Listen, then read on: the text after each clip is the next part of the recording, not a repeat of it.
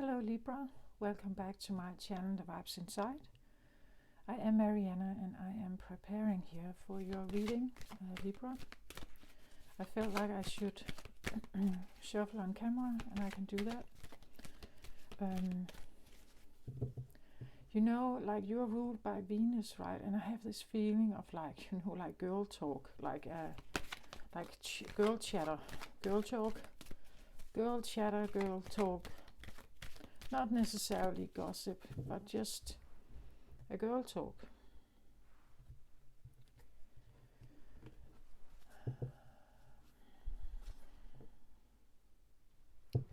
I feel like there's something about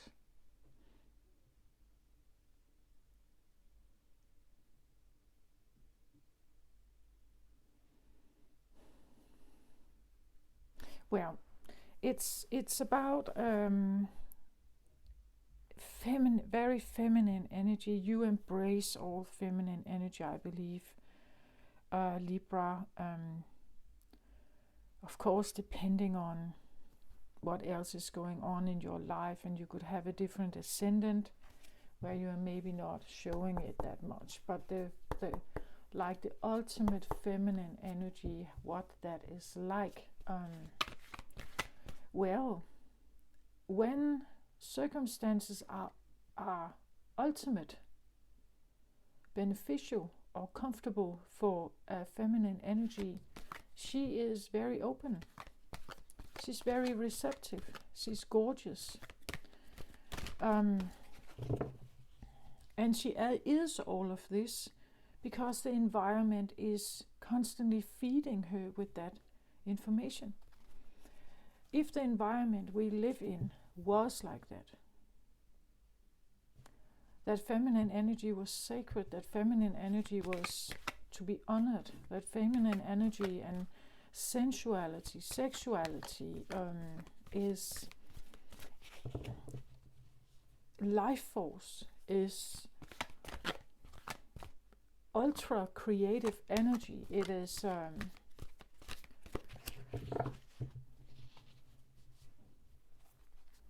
it is the womb. This is where life is created, where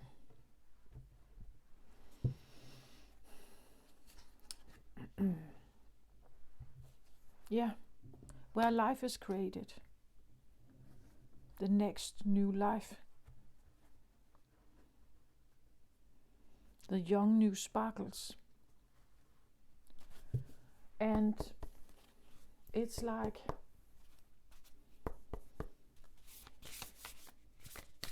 if circumstances were like that, it's like the feminine is like a flower. If you put her in solid, beautiful soil, fertilize her, give her everything she needs, she will be this beautiful blossom. She is a vessel, so whatever you give her is multiplying. If you give her sadness and problems and worries, it's multiplying, right? Of course, we say here, so I get duality here, many meanings and misunderstandings, as one of the cards. It's a jumper here.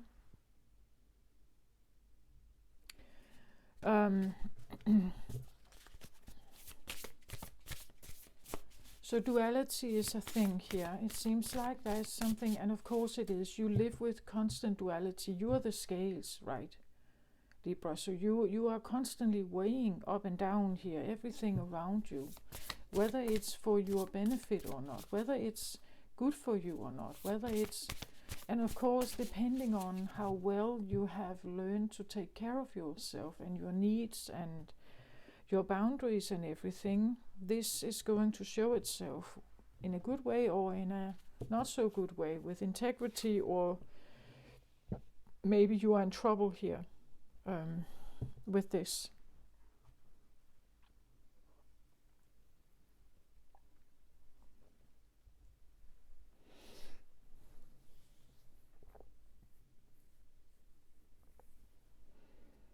The world we live in is not conducive to feminine energy, not really, not the old sacred one.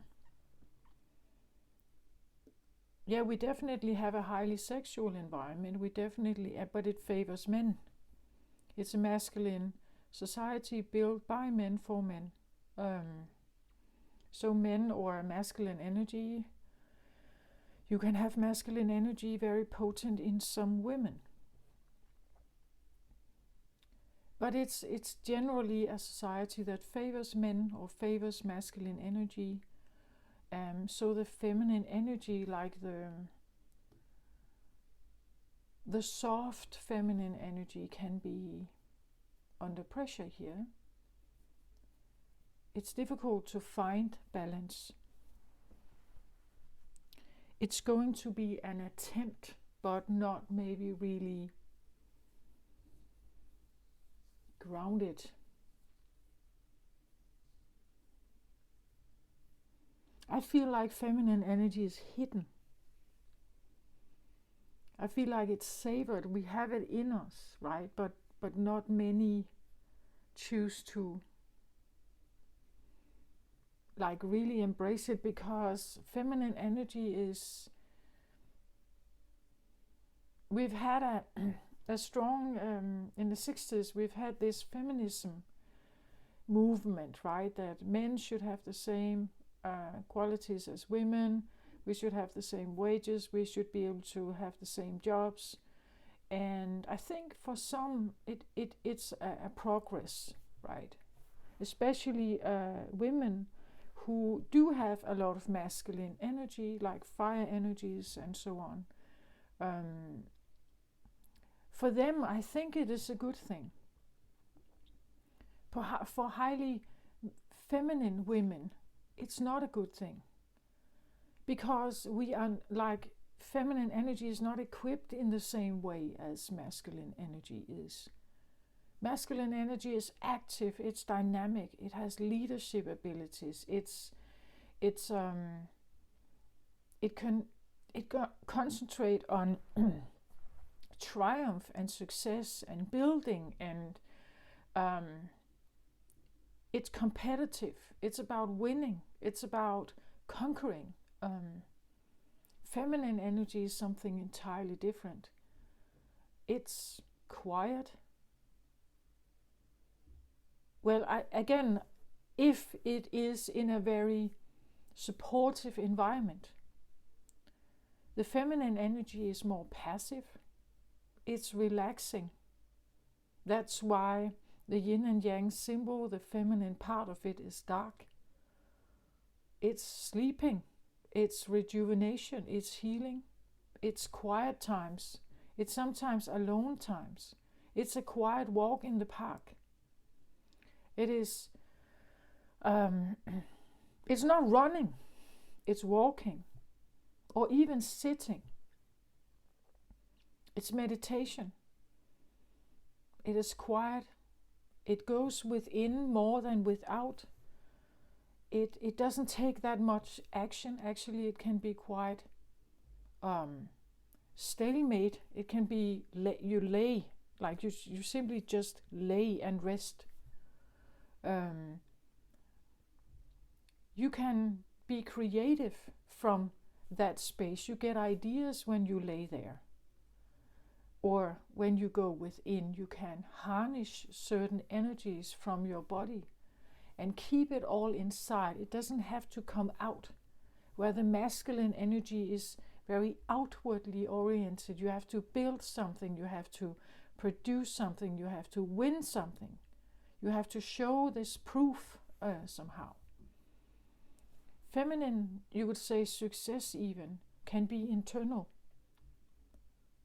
Like harnessing some of all the energies that you have in you.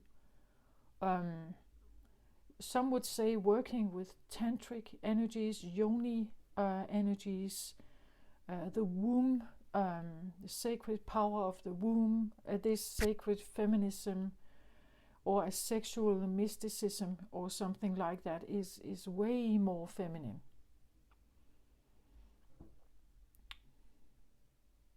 And today's female sexuality, well, we know it as very exposed energy, like in porn and it's a more aggressive.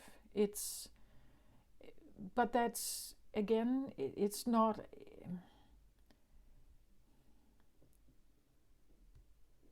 You're not honing anything from that experience. It's very quick, like a quick. Again, it has a masculine approach to the woman. It's a masculine approach to the woman and what her body is and can do.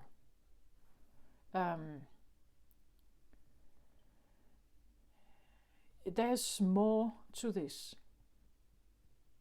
that can be harnessed.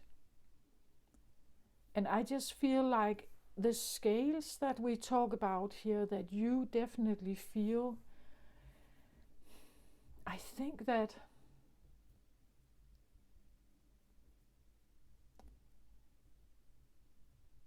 maybe you are aware of this. I have a friend, she is Libra, a Libra sun. And she is it's very seen with her. Like she embraces everything that has to do with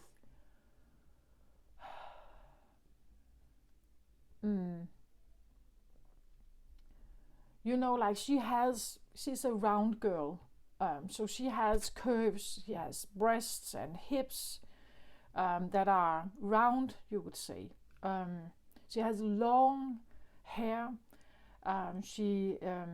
She's very into and has from a very young age been very occupied with makeup and red lipstick and long nails and like clothes and fashion and everything. If she walks down the street, you can see that, like she embraces this, like her sexuality is very shown, it's very seen, cleavage, everything. She's very expressive, feminine, expressive, is expressed from her. And of course she will have reactions to some of this. She would have reactions from men who may like it, right? She's flirtatious, she's playful, she likes that attention. But you see,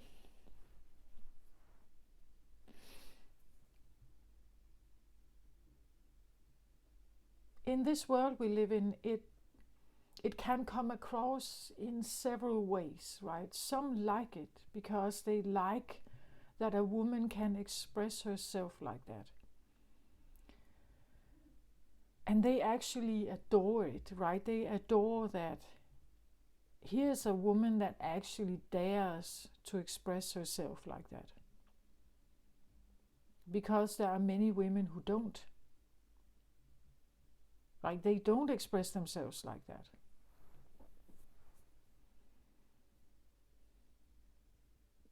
But you see, then there's this category, right? You can be wife material as a woman, and then you can be something else. Play material, a play toy. And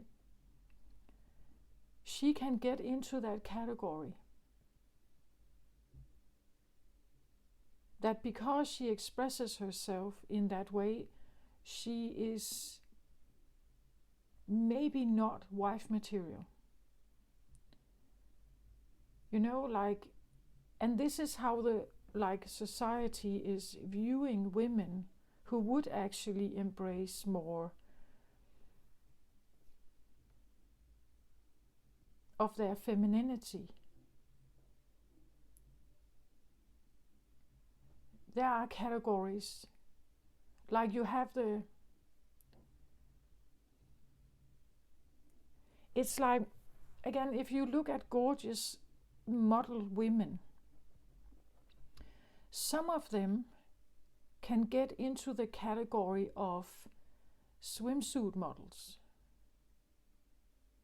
And swimsuit models can be one step away from Playboy, the magazine Playboy. It's something about their shape, it's something about their look, it's something about sexuality, sensuality. And then there are other models that go more into a different category. They may have very beautiful features, so they become, it's more makeup, clothes and fashion and makeup. But there's this, like a category where, and they could be gorgeous, like these women could be extremely beautiful women, but one has something more in one category and one has maybe more elegance or something, and she is categorized in another area.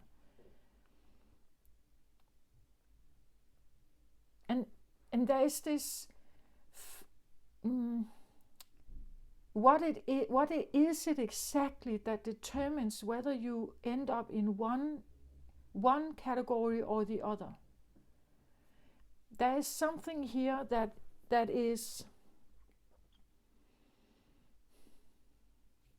has to do with what I believe is sexuality. Again, if you are a model, a woman model, how are you featured? Is it the bathing suits and the bikinis? Is it the high fashion, the high fashion catwalk models? There are certain features for women that kind of divide them in one category or the other, right? And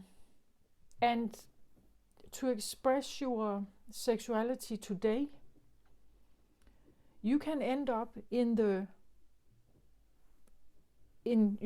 I say the wrong category, which is not what I mean, but you get my point. You can end up in a category how men see you, but that is not how you see yourself necessarily, right? You just see yourself being someone expressing what you are. But that may not be how society sees you and the norms that are here present.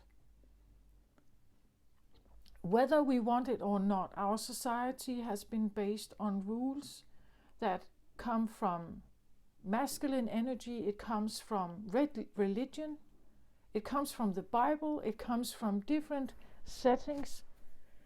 We see it around the world. In some countries, women have to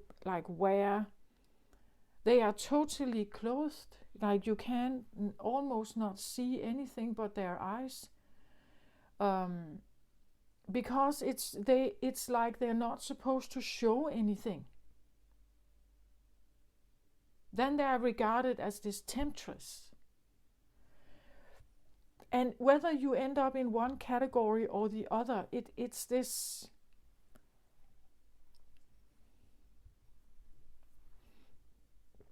There's this fine line, right?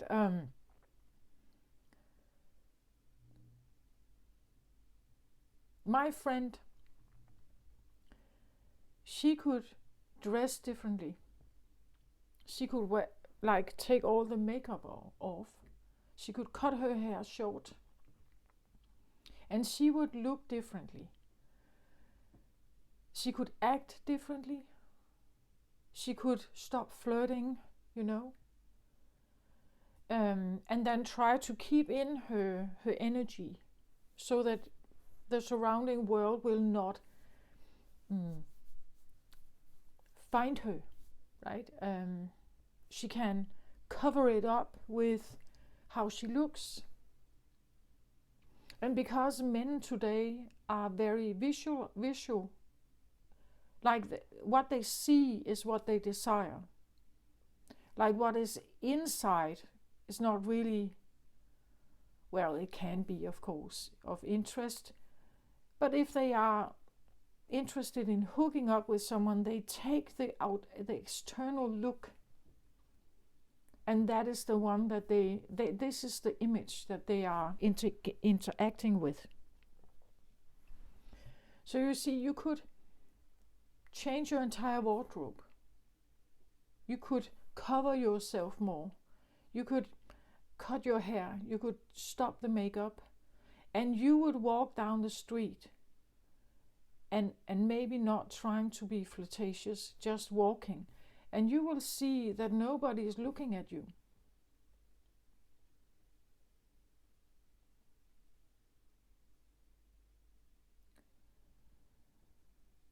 And I want to say,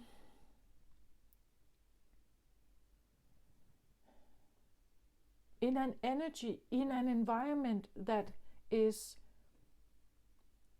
healthy or that understands feminine energy, there will be a sense of like understanding of how the feminine energy expresses itself. Like the body is not taboo, sexuality is not taboo. There are not all these rules or prejudices about the feminine body. Her dance, her movements, her way of expressing herself, her sounds, her smell is not a taboo. It's just recognized as a way of expressing yourself. It's not bad or something like that. But we don't have societies like that.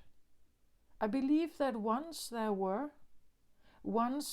women were in charge of the globe, or at least areas of the globe, I believe that everything that has to do with moon rituals and witchcraft and healing abilities and psychic gifts and everything like that is, as well as feminine sexuality, feminine dance,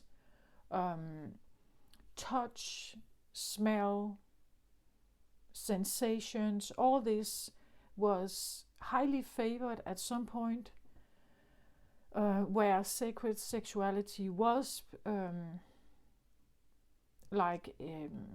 encouraged, and it was a part of a society. There were temples for this. There were goddesses here, or maybe women adored and worshipped like goddesses for this.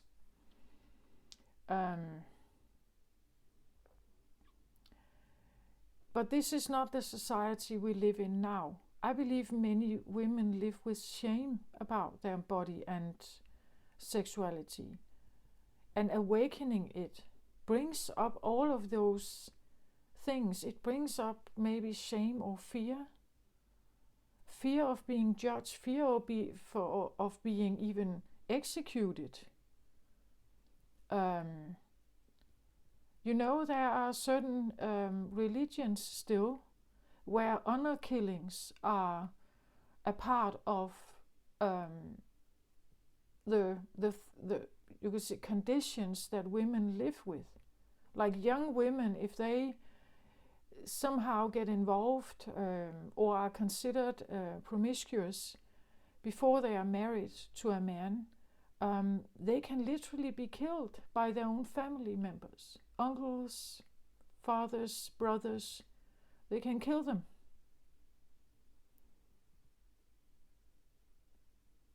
And I'm just saying that this is a fact, that this happens. It's like feminine sexuality is this dangerous thing that must not get out of hand, because then it endangers everything. It just has different priorities. Feminine sexuality needs certain, you could say,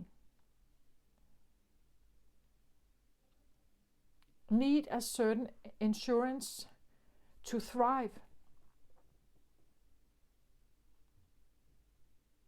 And if you end up with men who have sex with you and then they leave, what happens is that eventually the woman is not open, right? When the environment is ensured for feminine sensuality and sexuality to thrive, when everything is there, one of the main things I believe that has to be there is safety. Like safety has to be a given. Otherwise, the feminine body needs to relax and open. And you don't do that if you're not safe. You can have sex, yes. Like you can have sex with a man, but it's on his terms.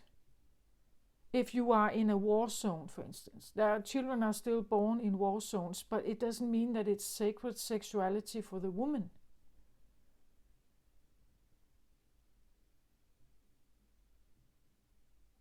Like it could be quickies, quick sexual encounters with a man. It has nothing to do with feminine sexuality, which is slow, which is calm, which is quiet, which is opening slowly to what is, because the surrounding is safe.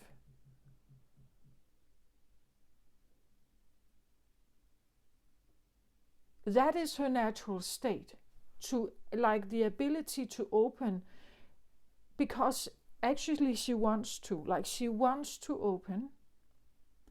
But if she is not safe in the environment she is in, she is feeling threatened.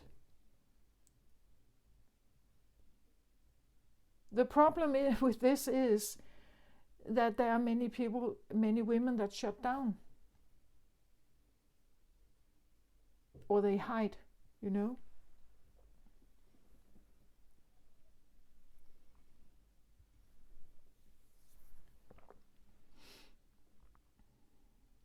You can have young, playful women, or, very young girls, 18, 19, 17, 18, 19-year-old. And they are beautiful, gorgeous girls, right? They have this light around them. They are open, they are playful, they are not so closed or so cramped up in some way. And then you can take them 10 years later and look at them then. And you will not see the same openness. Maybe some of these girls are now married, maybe they have children, maybe they have been in different relationships that didn't end well. The problem for the women today is that it's not safe and it's not long term. Even if you are in a marriage and it is long term, you're not safe in that marriage. Or at least some don't feel safe. Most don't feel safe in the marriage. Even if they love their partner. It's not enough that physical safety is guaranteed. That you have a house. It's not enough for the woman to give herself, because that's what it's about. She gives herself to an experience with the man, with the masculine. In order for her to do that, she has to be safe in every aspect of her life.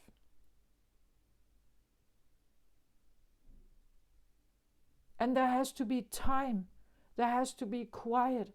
There are no children coming in the door, right? It has to be... That is like the environment that feminine energy needs to be that open, which a man wants, which a man is looking for.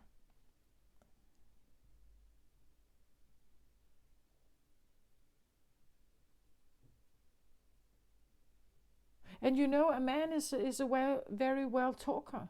He can sweet talk, and flirt and everything.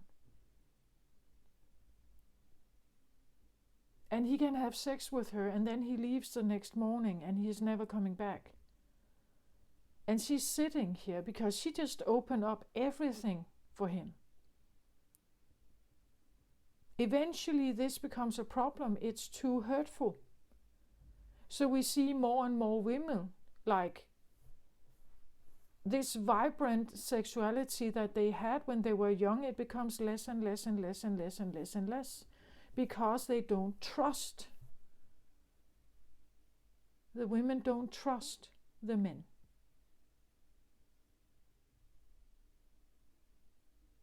Not the ones that you call wife material, right? The ones that open their heart. You can have other women that are now engaging in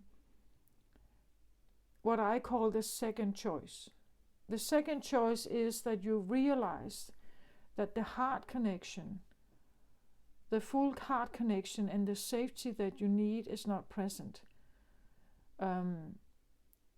Those who engage in the second choice is that they have already realized this, but they are still engaging for the highs of the sex, for the sexual experience.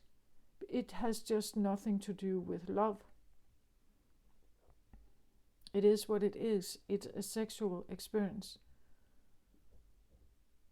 And it's more or less still on masculine terms.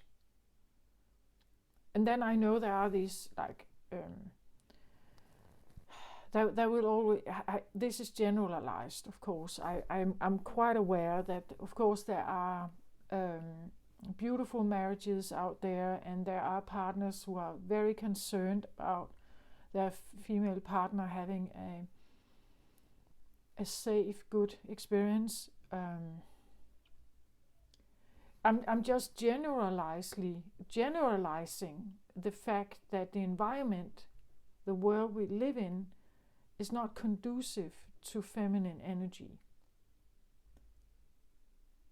Like females can walk down the street and don't feel safe just walking down the street.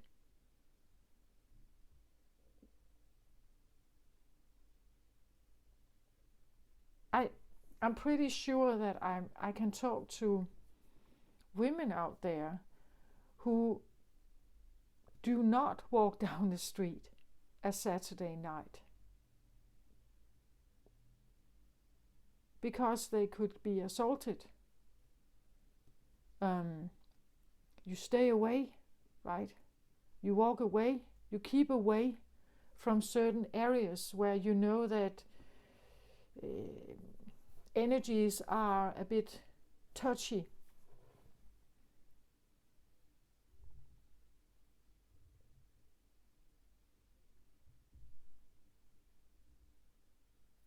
So for a Libra, a vibrant, beautiful, sensual Libra, to have the life that she looks for, be open and expressive about who she is like, it needs a certain man, I would say. It needs a man that also stays, someone who is available, you know. It needs someone that truly appreciates like the beauty of his woman and what it is, what stories she's telling, right? What tone she has. But you see, if she is sensual in her expression, other men will find her that as well. So how do you stay you, perhaps with a man, and then not having, effect on, or you can stay with that man if you want that long-term relationship, right? He just has to be able to provide it for you. I know that my friend, she always said that she loved falling in love. like the process of falling in love with someone. She loved that.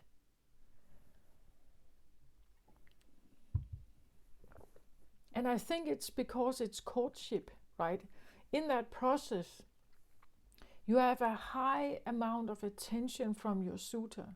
You have a high amount of attention and contact, text messages, phone calls, picture exchange or whatever, meetings, dates, flirting, seduction, all this.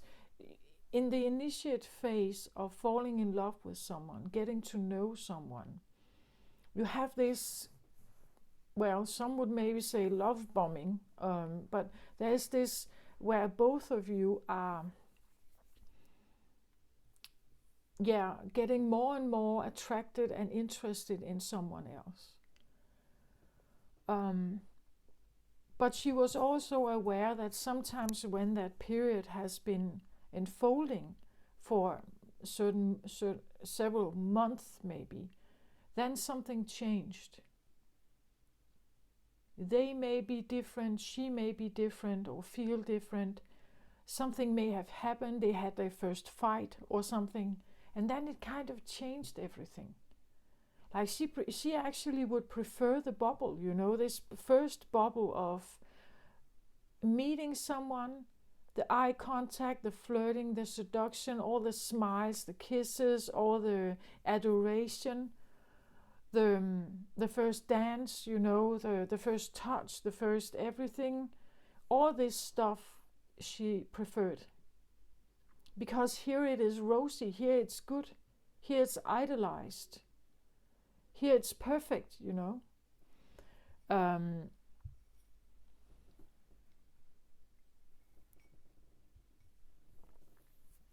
She ended up being married. She had 2 kids. She got divorced.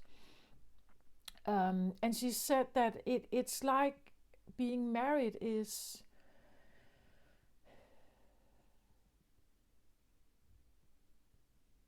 And the children that came, it's like it could take some of her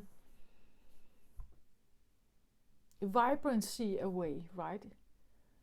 There was something about this state that was very...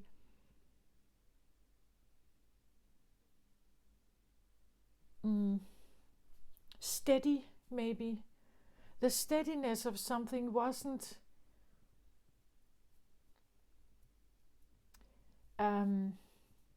something was lacking. And the longer she stayed in that steadiness, it was like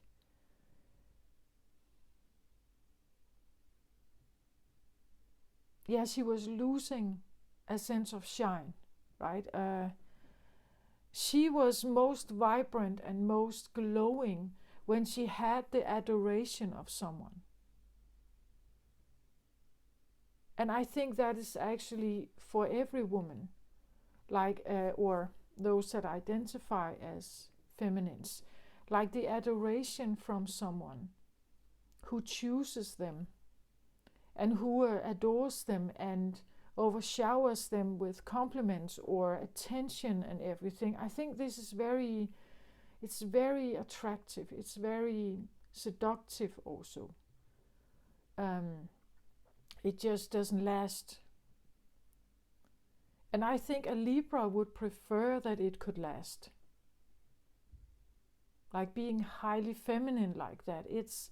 And I think that's why the steadiness and this more random or mundane life with her husband and her children, like it lacks flower, right? It lacks taste, it lacks sensuality, it's like the senses are deprived of something.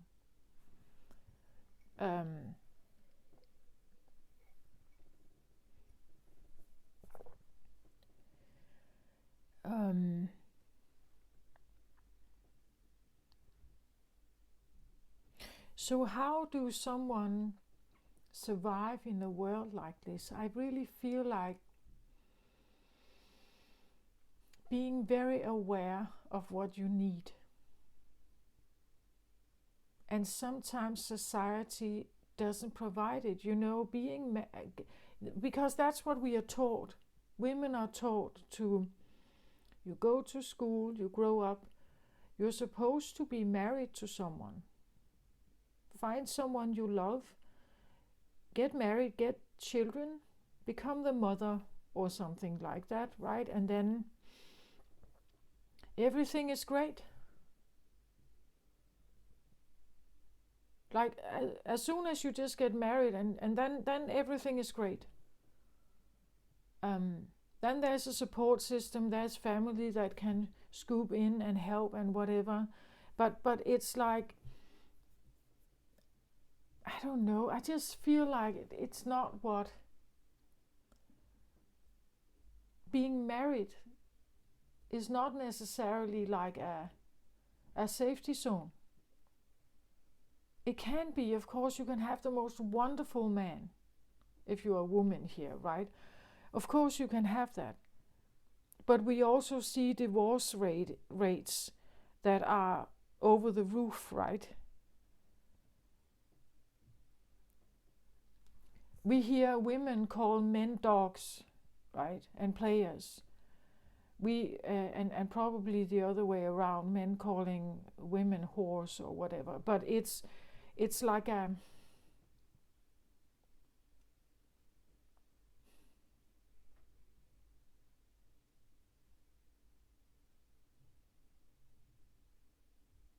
I feel like we don't, like the energies don't understand each other. Like the feminines are hoping for something.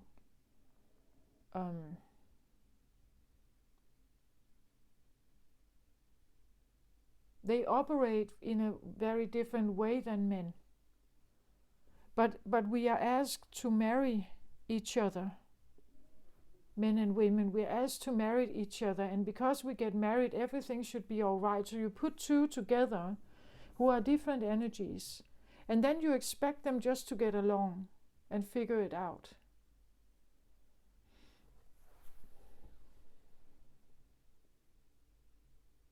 And it's so long ago, like it's very, very, very long time ago that feminine energy actually had good environment, actually had great environment to express itself, like really express itself, dive into these old tantric practices and be very open about, and there was no disrespect. Like I believe that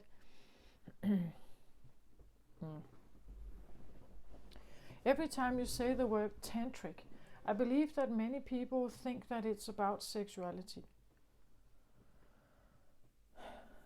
I heard one of these gurus on YouTube, he said that it's not about sexuality. Yoni is.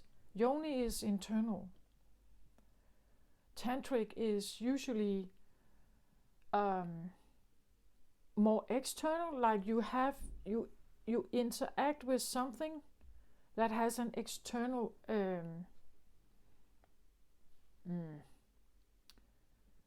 impact, perhaps. He said that tantric is technology. So you are interacting with something that has an external impact. Yoni is internal work. Yoni is what you harvest or harness from your own hormones and your own inner being. So if we talk about sexuality and sacred sexuality and harnessing whatever you can from your own body, and this is again something that is very different than what you can get from a man and from his semen and from his sexuality. This is something that is very feminine in nature. This is yoni practice.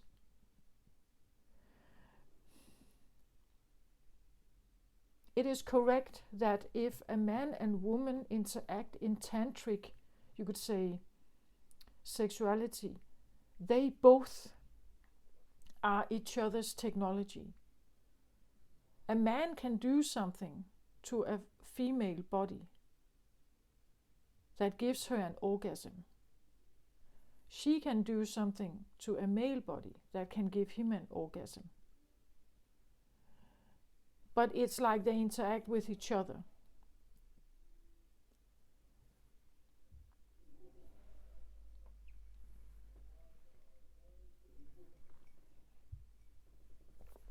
And it's not all about sexuality and orgasm. It's also about simple pleasure. Like pleasure feelings in the body are not necessarily because you are horny. Like the simple pleasure hasn't gotten to that state yet. It's just simple pleasure. Then you can enhance it, and eventually maybe, you get more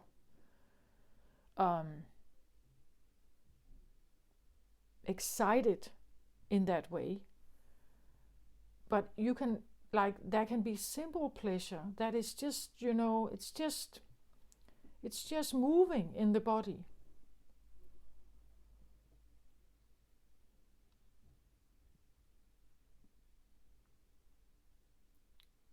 Female sexuality is not always, I think, about the high, the orgasm. The orgasm can be a bit like being burned. You get burned. I'm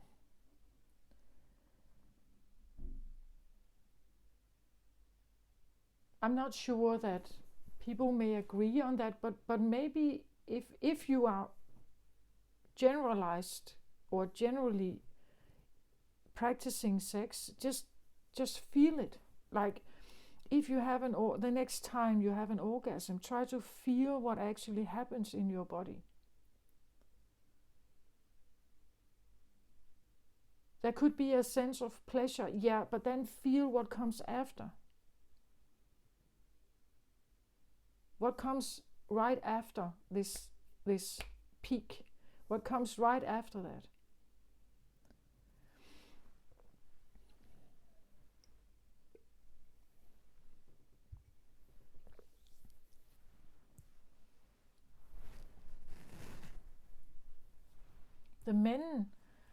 Some men after a sexual release, an orgasm, they become very tired. They want to rest.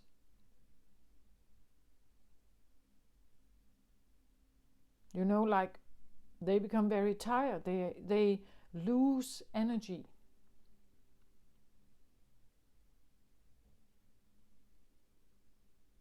So the big, strong warrior loses energy.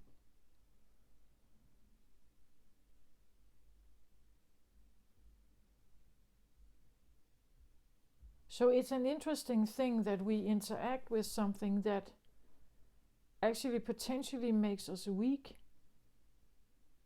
At least for a moment, it makes us very weak.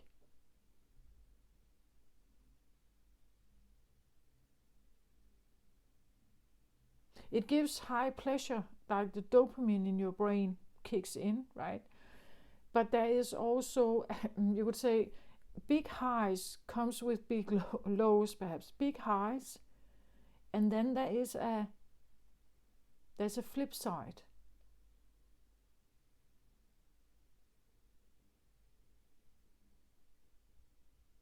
Anyway, you can just, you can look at it, right? You can think about it. Let's have a look at this. So I get the 6th chakra, Archangel Metatron, in the center here.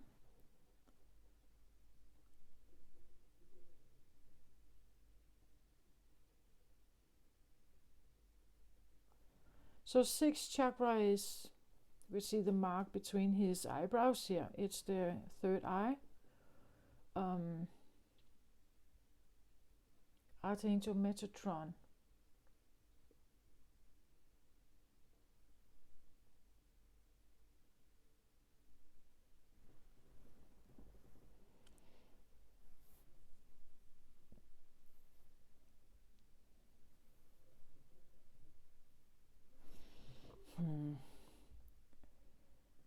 Well, it's interesting because today I just talked about orgasms and so on. He comes across a bit like that. Like he comes across as this, like a release, or this high, like this feeling of, like this, like reaching a peak of something. Like look at all the glimmer around him and glitter and everything here. You know, it's like when you have New Year's fireworks, right? He looks like a firework, this one. You send the rocket up and then poof, it flashes all over the sky, right? That's what he looks like to me. So maybe what's happening is in your, there is something happening here that may have to do with sparks and glitters here. Sparks and glitters.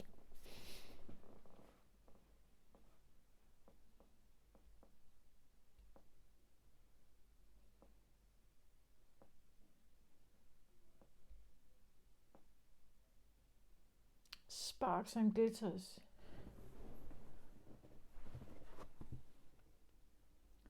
Four of water, Four of Cups.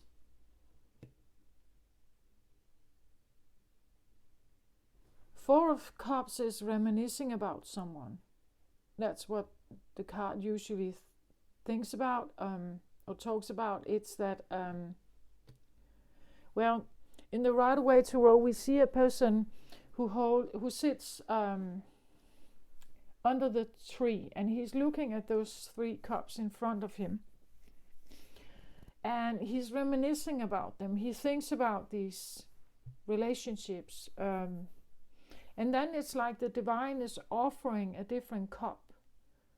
So from the divine realm is offered a new opportunity, but the person is so occupied with those 3 cups and the memories and the longing and the hope and something that that he never sees the 4th cup. Like he lingers with the 3.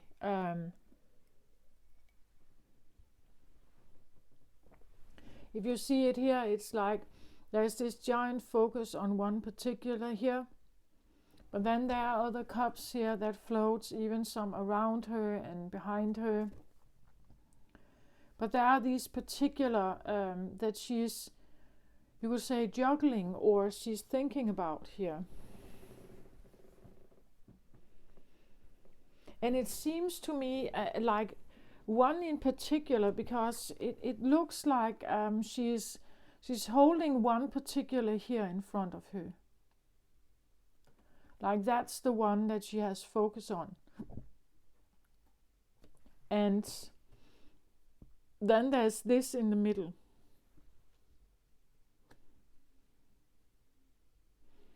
It is like the feeling of that one in particular could give you fireworks here. Like one in particular, again, it is a reminiscing card. I feel like there's one in particular here that really stands out to you. One particular is your firework here. Like, or, you know, it can be anything. With the 3rd eye here, there could be this feeling of that you just know, like something in your inner vision feeling is, you just know that there is someone here who is your firework. Like this is the right one for you. This is maybe the only one. It is the one you think about. Like it's the one that balances the scales, perhaps. One of the reasons for that could be because of this. Because, you know, if a partner has the ability to be very empathic or even telepathic, they will know what goes on with you at any time. So let's say you had sex together, they would be able to tune into you and know exactly what you would like. They would be able to tune into your pleasure. They would be able to tune into your body, to tune into where your sensations are. So in that way, they could be a perfect lover here. Because they have an ability to tune themselves to you in a very special way. It's like, it feels like they are your firework here.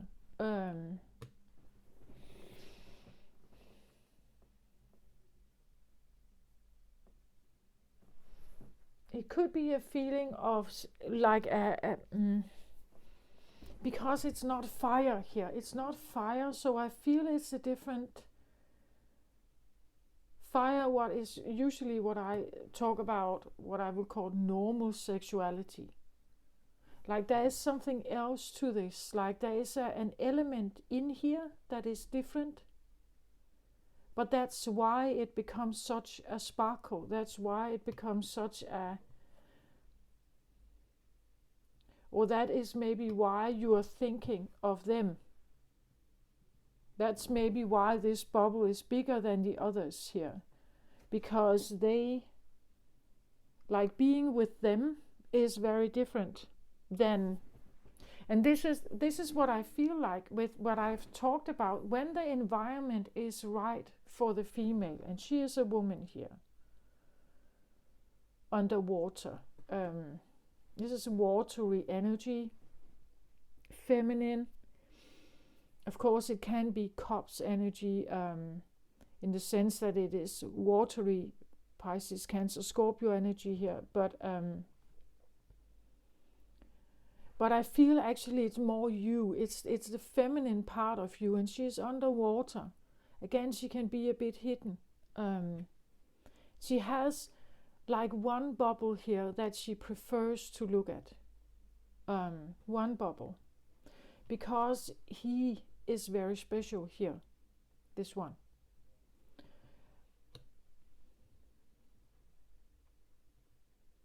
Well, this is an archangel, right? So I don't accept, I'm not quite sure whether we talk about a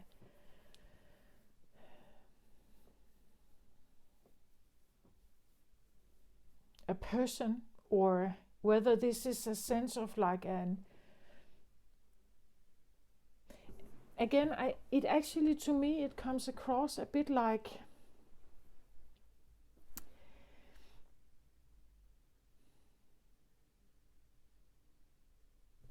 Again, she holds a bubble here. So I want to say, as my friends did at that point, it's like she was very aware that, like, she loved falling in love. Like this first period where you meet someone, you get to know them a little bit, you go out on a date, you flirt, you have all the texts and the calls, you sit up, you stare into each other's eyes, whatever you do. You kiss for the first time, maybe you have sex for the first time, but this very initiate phase where you've just found each other somehow. That bubble, like that experience, was very magical here, right?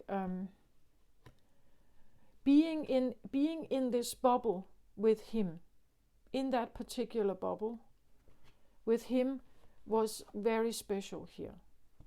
Or as I would say it, she could be looking, literally at a universe. She could be looking at an environment. So that if terms were different, if this was another environment, if this was another regime perhaps, if this was another family setting, if doctrines were different, then I would be with him, right? Because he is the right one for me. I get almost orgasm here, like this glitter, and he comes across as a,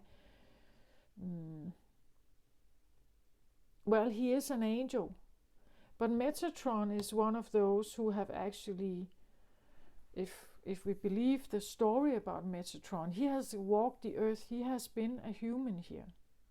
He has human experience. He has been here before. He transcended the human lifestyle. He became, I think it was 365 years old, and then God took him.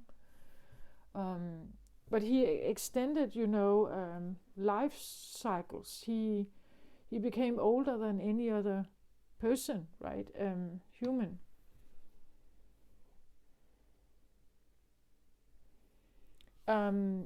So he had learned a lot. He knew a lot. And eventually God took him back, and he became an archangel here.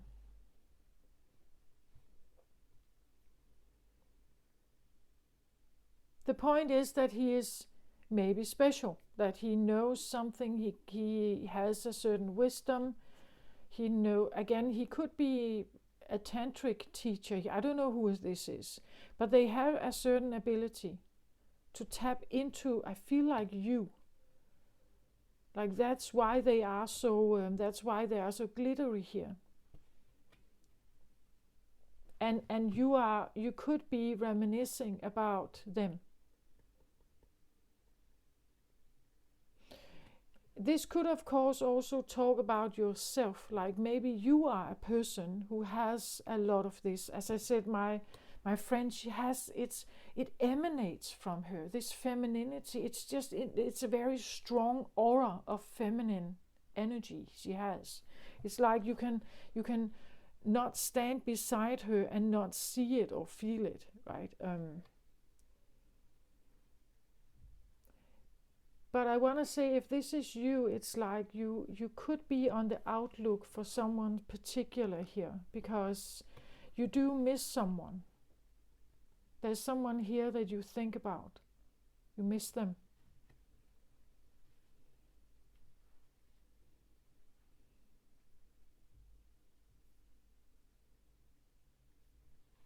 A special one.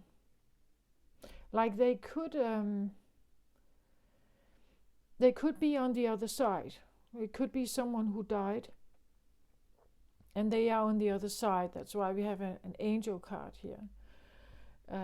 But then it is someone you really care about. Like they were your firework in so many ways, I feel like.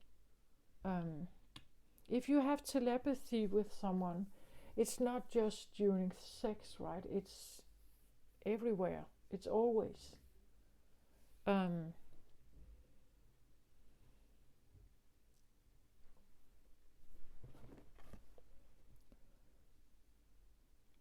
Yeah, so glittery and so shiny. Like this is like a vibrancy, like an energy field. Like he has a head here, but it looks more to me like a giant energy field, right? Of something here. Can we get one more card on Metatron here?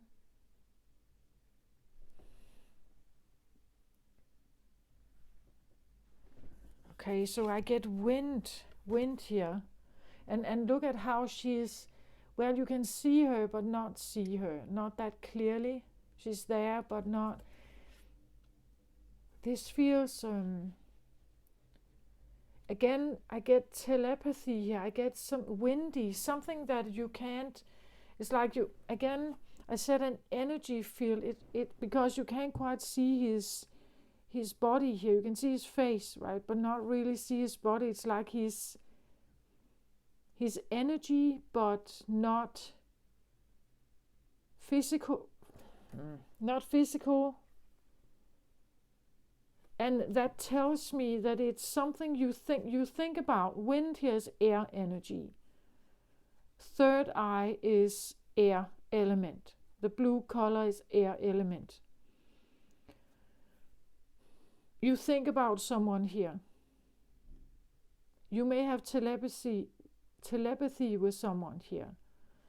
And some energy, it's there, it's fleeting. I feel like it's there and not there. It's there and not there. It's there and not there. You know, it could be a memory of someone. You tap into the memory, you may sit here, and then it's gone, right? That feeling. It's there but not there. It's windy. It's like when the wind blows, then you think about them. When it's stormy weather, you think about them. When it's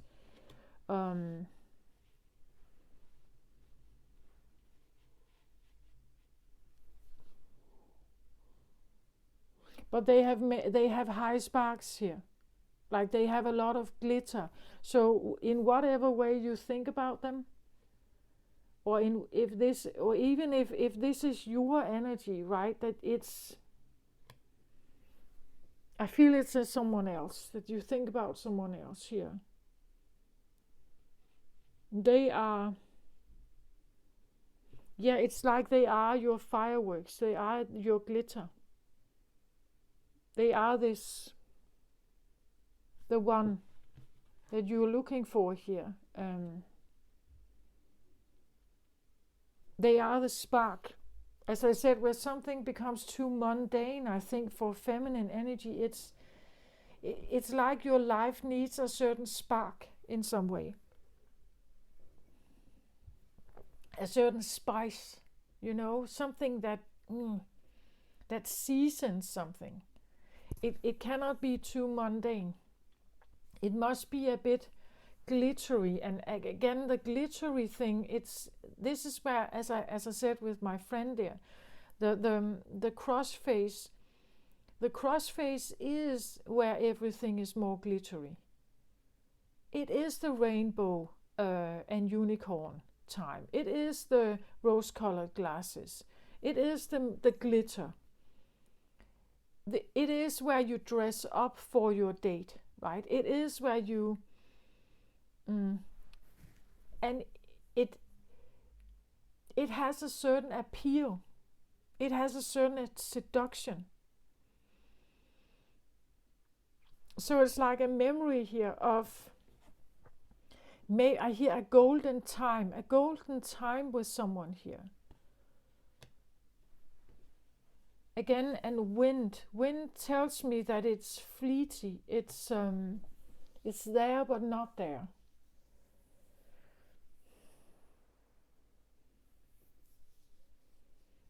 Wind can also talk about a message. Angels can be messengers.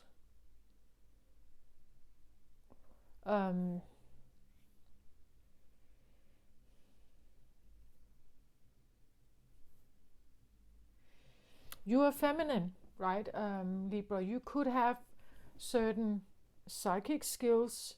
Maybe you have the ability to tap into some kind of connection with something here. But because there's this memory thing here, or there's this reminiscing, it could feel that you're wondering if you could have some kind of contact back here. Maybe if you could have the glitter back. I don't know, maybe this is a person that you, again, it may have become a fleeting encounter. You know, this could be someone that you only have very little contact with. Maybe you only have, you know, like wind, air, you have only contact via phone calls, so speaking, thinking, telepathy. As I said, it could be text messages, anything written. That's wind, that's air.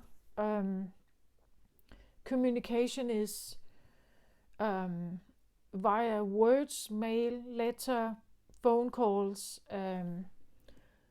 But they have definitely sparked something here in you, right? Or you in someone else here. through the way you communicate, or through the way the words you use, or and you're missing something. You miss them here.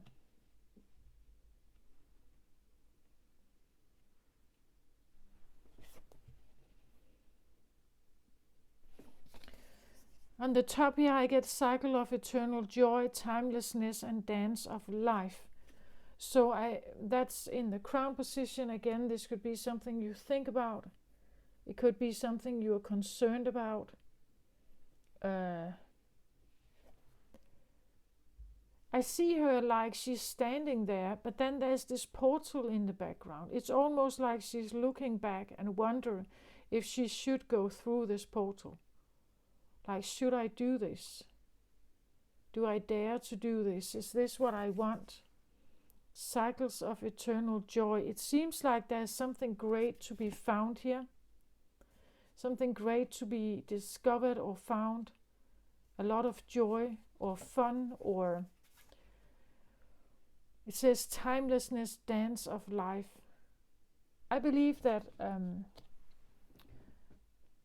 anything that a human can do that for a moment gives them a sense of timelessness is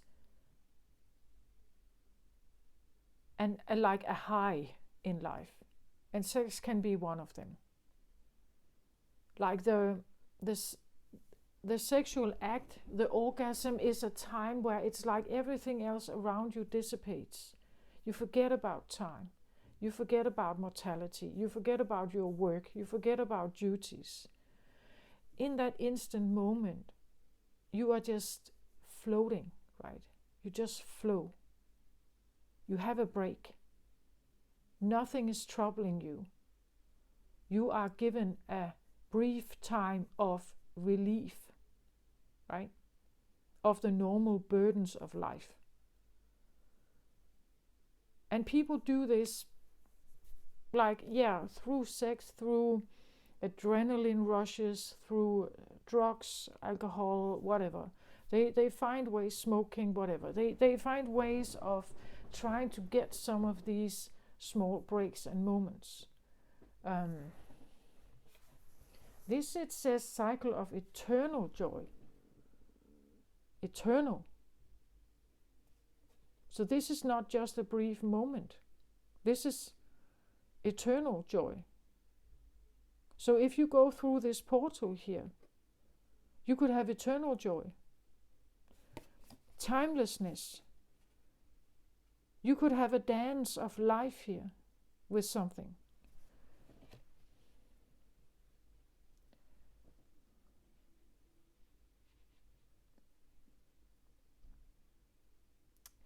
This could talk about what I just said, that you are longing for something here that gives you this feeling. Again, wind is where it's where you're flying, or where you're high, actually. You could be high, flowing, flying here. Having the high, the glitter, the orgasm, the something here. You could be thinking about something. I feel like it's with someone who is this. Like they are this manifestation of eternal joy. Like they like being with them would be like being in, like, let's say, eternal fireworks. Like it would be an eternal high then.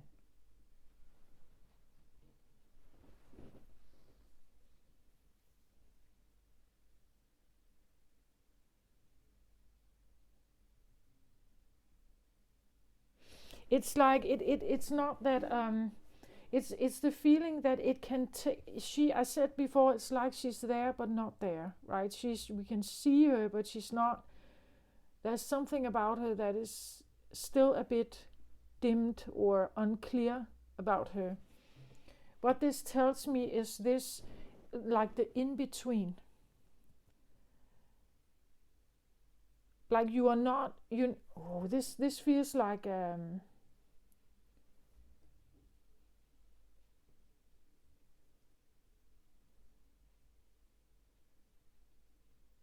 okay. So I get a feeling, yeah, it feels of a bit like being high, having an orgasm. You are still in the human body, you're still human, but for this brief moment you're not. Like in your mind you're not. In your mind you are somewhere else. You're floating. You're flying. Like the control is gone. Right? The control is gone. You, just for this little moment, your control is gone. You just let yourself flow or fly. In that moment, it's yeah, you could say fireworks in your brain or fireworks in your pelvic area, but it gives you this sense of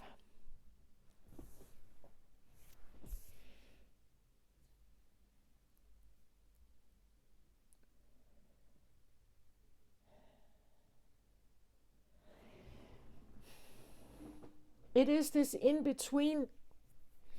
It's like being in between. You're not dead, but you're also not like consciously human in that particular moment. It's like you are in between. So for this I get almost, like a feeling of being there but not there. You're there but not there. And whoever or whatever this is like a drug or a feeling of being free, right? It's a feeling of being freed. It's a release. Like, yeah, we say we have a physical, maybe sexual release with sex. But actually we release ourselves also from being human for a moment. Does that make sense? It's like we flow above it, or we fly above it for a moment. And again, she's looking here at a bubble. And the bubble can indicate for me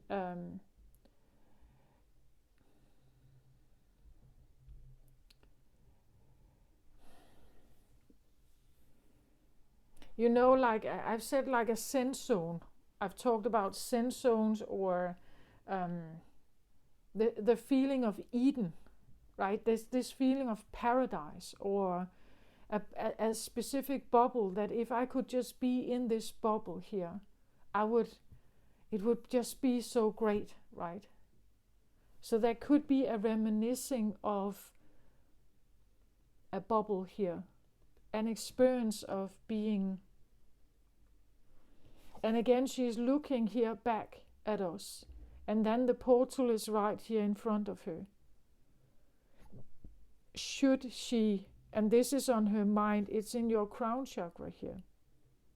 Should you go through this portal, timelessness, dance of life, eternal joy, this feeling of that something here, if I engage with this, I could have eternal joy. I could always be, let's say, high, or I could have this relief. I could be free. I could fly away, right? I could.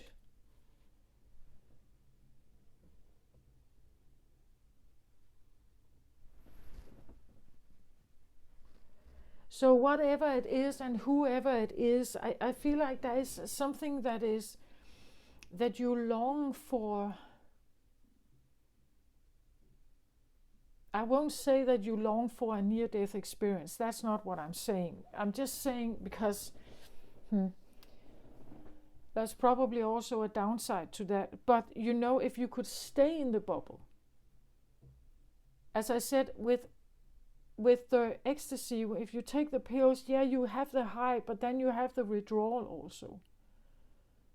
If you experience with certain drugs here, yeah, you can get the high, but then you will probably also have the withdrawal, or you could end up hurting yourself or others, or you could kill yourself, right?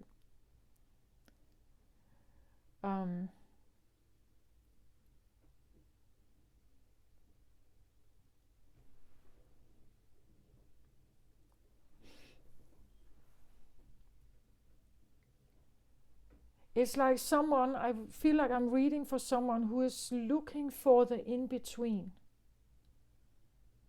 Like not feeling so pressured, or you could say, not feeling so pressured by the normal life. And as I mentioned in the beginning, all this, how society works, and all these prejudices, and what the Bible says, and like how sexuality is viewed. But couldn't there be in a middle, like something in the middle, where it's not so hard, where it's not so difficult, where there is more acceptance, or that if I could just have that, I didn't have to, I may not need to die, right? I may not need to pass over on the other side, but couldn't there be some kind of in between? Like, and again, the you are the scales. You're always trying to balance the scale to have most balance, right? To find this middle. Yeah, I feel like a middle ground, but but still it isn't, right? Because it feels like it's not.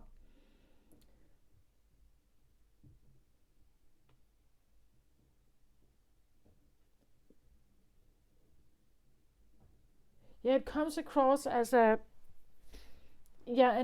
orgasm, and then this is your brain, right? That an orgasm, because when you have that, it's like it's more fleeting. You are not so, maybe you are not reminiscing so much, right? Missing someone so much. Maybe you are not worried or so constantly focused on something here.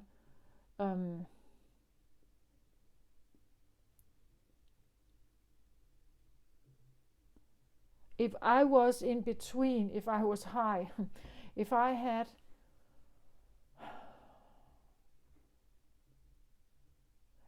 could just have a break, I wouldn't think so much, right? It wouldn't be on my mind so much. It would be dimmed. It would be more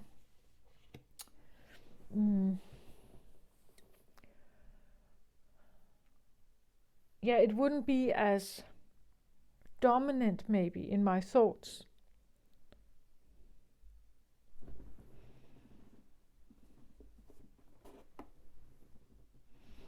So at the bottom of the deck for the Four of Water here, I get the Tower card. So the Tower card as a driver here, as underlying energy, this happened before this. So something broke down here. The Tower is usually a breakup, a breakdown, a crumbling of something that results in this. That results in this reminiscing. So it seems like a relationship, something crumbled, maybe someone died even. That's still a crumbling of relationships. But it could be, let's say, a marriage, a partnership, a friendship. Something crumbled, and someone could be reminiscing about, as I said, a situation here. Because maybe they had a way of helping you get out of your, they could be the fireworks in your life. They could be like this joy in your life.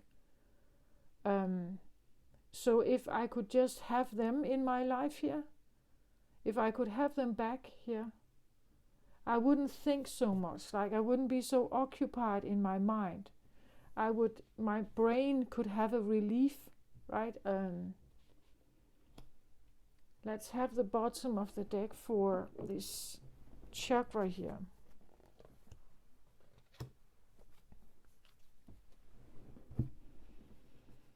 So I get patience.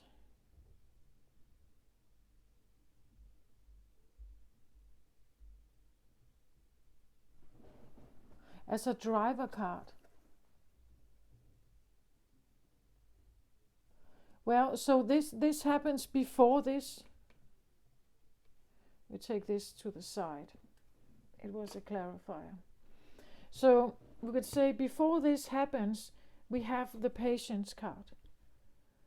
Something could have crumbled or wasn't built on solid foundation, and it has made someone reminisce about a certain situation here. With this card, there's a patience. So this becomes before this card. Patience seems to me like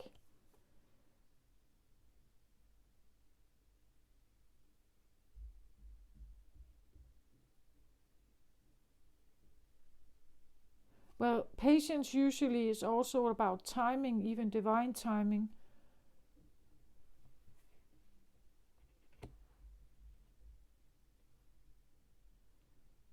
Because when I look at those, they are both angel-like.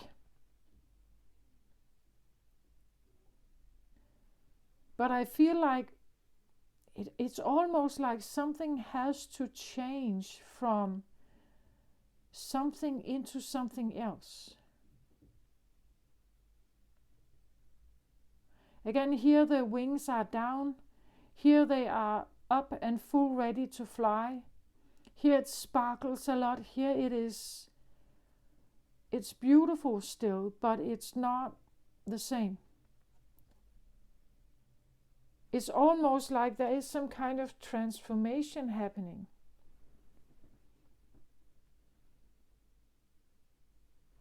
Something had to fall to the ground.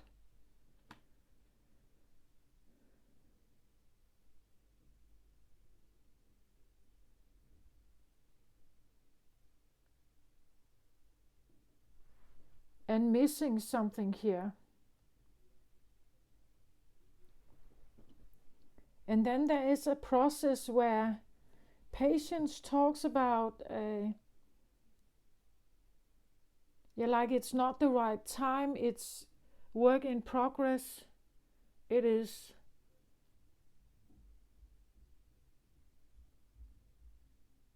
work in progress.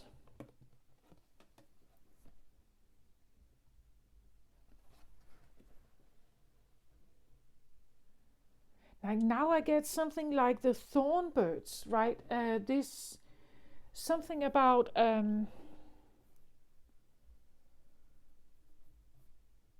it's an old movie, I don't know, and I can't remember the full but what I do remember is that there's this priest and he's a priest and he has no wife and has no children. And he is acquainted with a family that lives in his parish or in this area where he is preaching. And the family has a daughter. And the daughter is young. But it's like the priest immediately when he meets her knows that there's something special about her. And he has taken vows of being a priest and shouldn't marry and everything. But it's like he can't get this girl out of his mind. Of course, he's not doing anything about it. But actually, she has a bit of the same. Like she has a bit of the same experience. Like she likes him instantly, you know. Even though she's maybe 12 years old and he's in his 30s.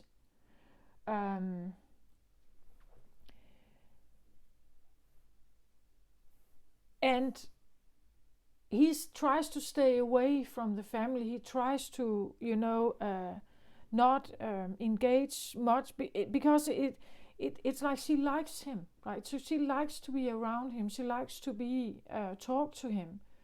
But he is in agony about it because he is betraying his faith. He's very concerned about his thoughts.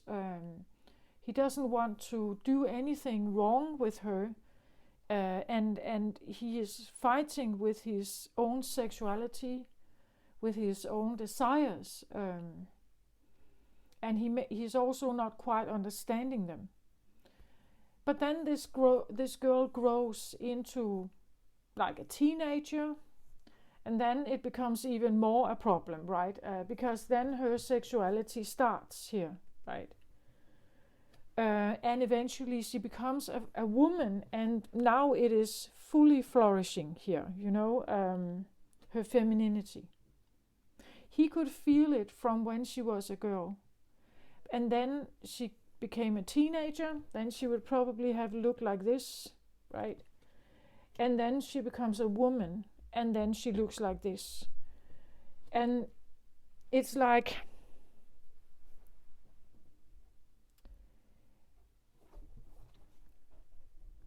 the tower can be this idea that I have to let this go, but I can't seem to let it go, right? And at one point I had to let it go because this was not ready, This was not ready. So it had to fall. But I never forgot about it. And now it's heavily, vibrantly here in front of me. Something like that. And should I go here? Should I pursue this? Like she's looking here for a last time before she's wondering if she should go here. Let's have the bottom of the deck for this. I get this card as a driver for this. So this happens before this happens. Sacred breath and sound, life force and communication. Yeah. It makes sense, right? It's the same thing here. That the life force is moving here. It's changing and it's communicating also, you could say.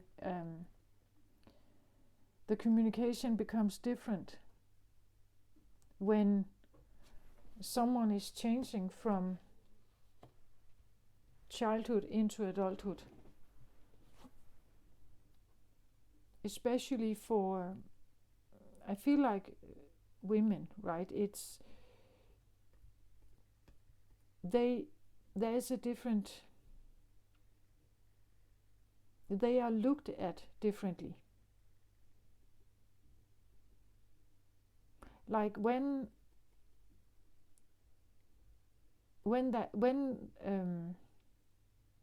the spark starts, when the changes start in the body,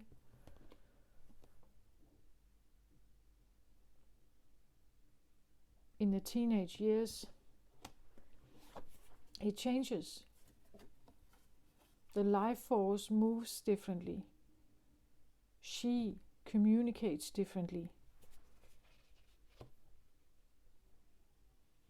Eventually she stands like this, totally vibrantly standing like this,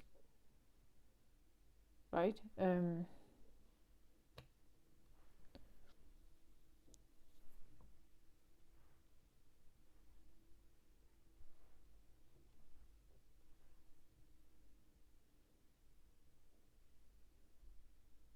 If we look only at these cards as drivers, it seems like there could have been some kind of breakdown at some point. something was evolving here, eventually having some kind of life force awakening. It says communication. She's communicating with the dolphin here. Again, could be someone somewhere else, telepathically, like this could be the dolphin here. At this point, you're figuring out how to communicate with them.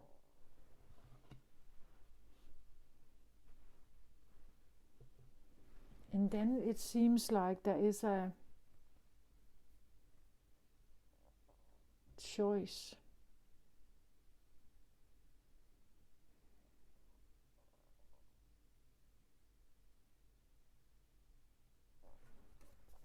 A choice to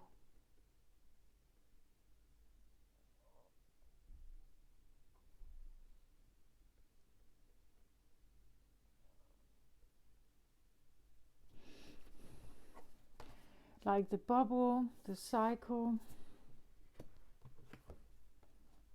here,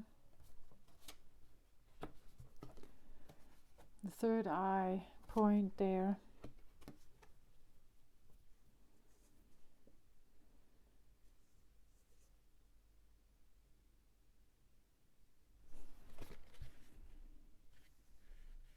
And then there's this bird up here. Again, a reference to wind or air. I feel like she just knows.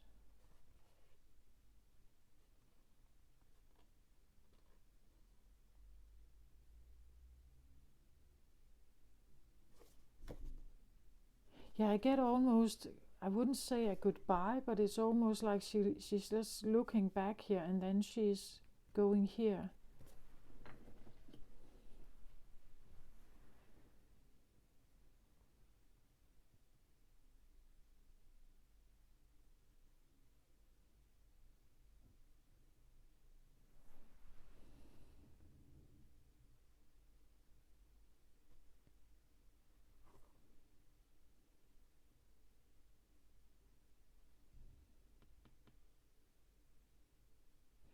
So some kind of breakdown could be leading someone into a phase of, well, reminiscing, yes, but maybe also really having a close look at what this is.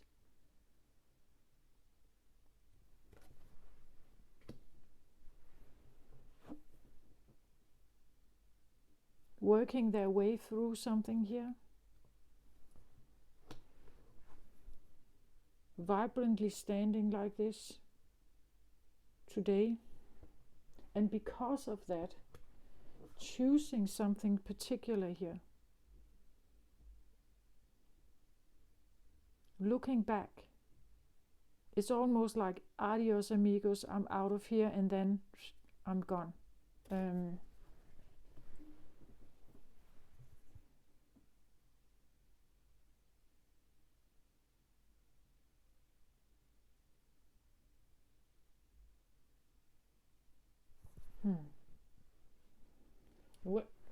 I want to figure out where this is leading, right? What is this exactly?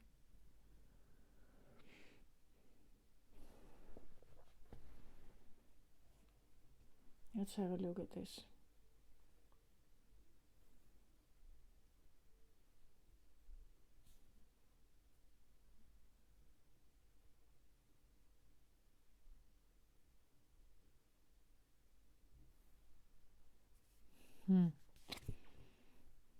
So I get taming the wind, and I have wind already here. So wind and taming the wind. Taming the wind.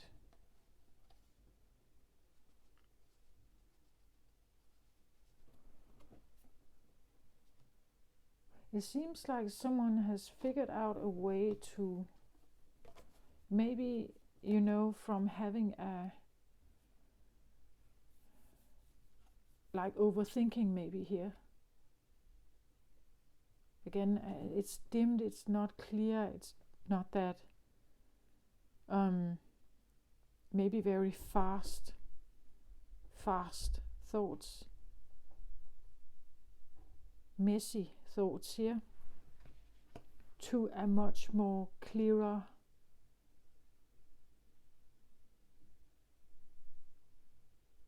communication, or clear, again it talks about communication here. It feels a little bit like, I said, feminine energy can have psychic abilities. It could be that you have contact with someone here, something.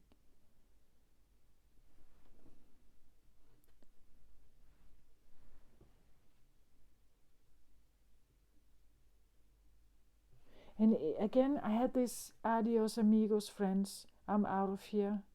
I'm done with a certain kind of life, maybe. I choose something else here.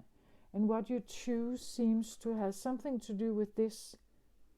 Like you have certain abilities here. Taming the wind.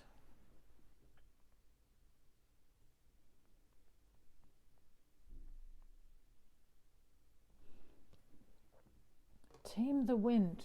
Tame the wind would be the thoughts, communication. Maybe you have mastered some kind of communication with something else here.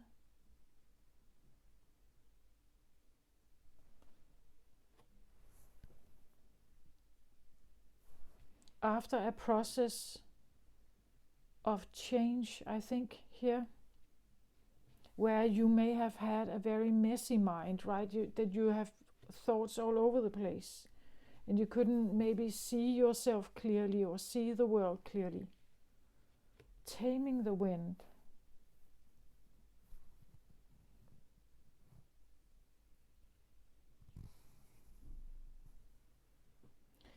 Like this can be your mind, right? And here it's the taming the wind would be that you have tamed your mind, that you have control over your mind, what you're thinking, that you have control over, or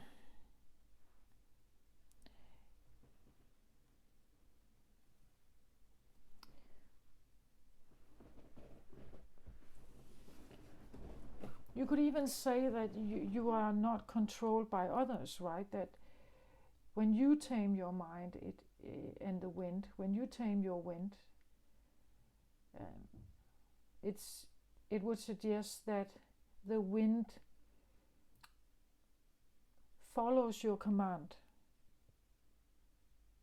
So instead of have very uncontrolled thoughts and insomnia, things like that, tumultuous thoughts, it seems like you have somehow managed to tame that. That it's not, that your thoughts are not ruling over you, right? You are ruling over your thoughts. And your thoughts can be anything. It can be fears, anxiety, right? And that's why we sometimes have this messy wind.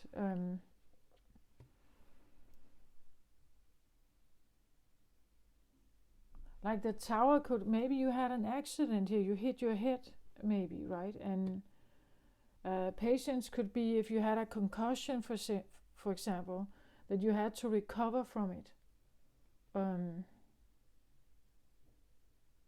But I think that it's more than this. It says here life force and communication with dolphins here, right?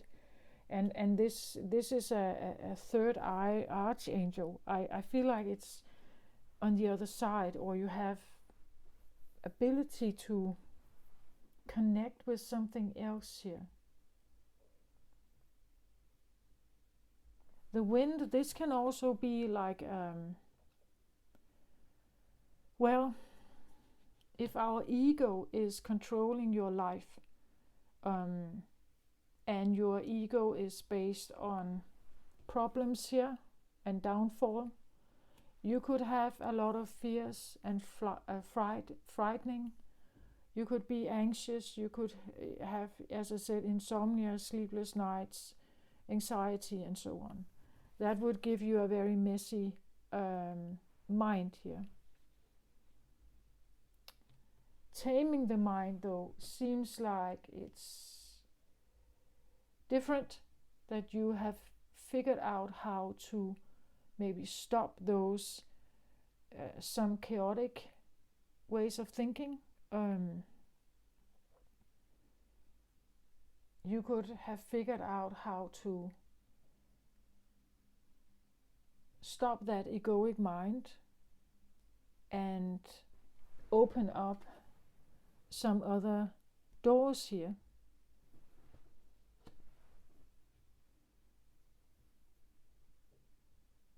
And it seems almost like I'm done, right? I'm done with my old way, like my old way of living, even my old ways of fears, perhaps, even my old ways of reminiscing about something. I'm done with that. I'm done with hoping for something. I'm done with, limerence. I'm done with my fears. I'm done with this. I'm again. When I look at her, she looks a bit fierce, right? It's like she has put on this witch cloak, and then it's just like she says, I'm taking my flight out of here. I go through this portal. I choose timelessness. It also suggests, because timelessness is something that the human mind doesn't quite grasp, right?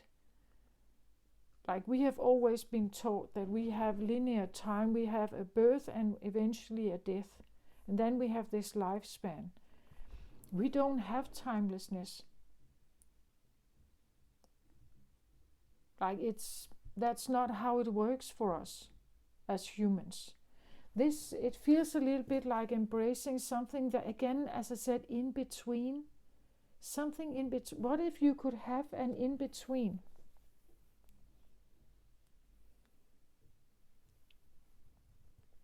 What if you could have an in between, like someone who exists in between?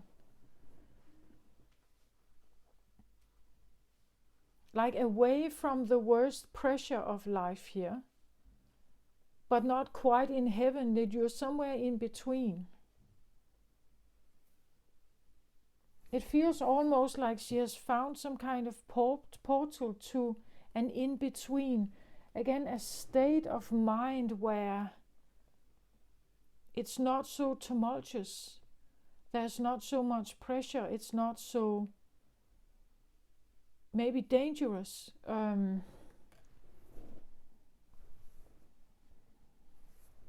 In between.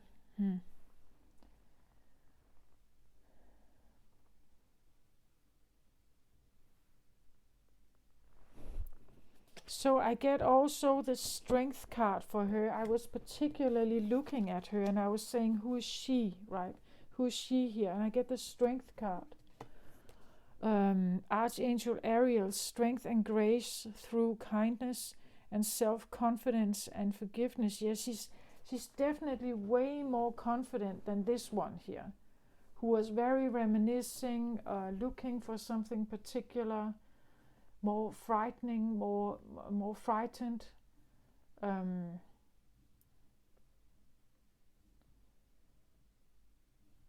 Like, to me, she looks, first of all, she looks older, like she looks like she's more matured. She also looks like she has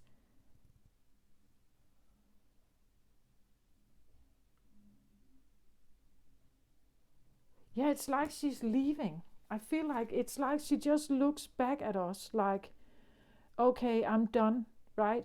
Adios amigos, I'm out of here. like she has chosen her path here in some way. Strength and grace through kindness and self-confidence and forgiveness. Strength card. She's a strong person here. She has grown strength or bravery to do something here. She has tamed the wind. How do you tame the wind? How do you tame your mind?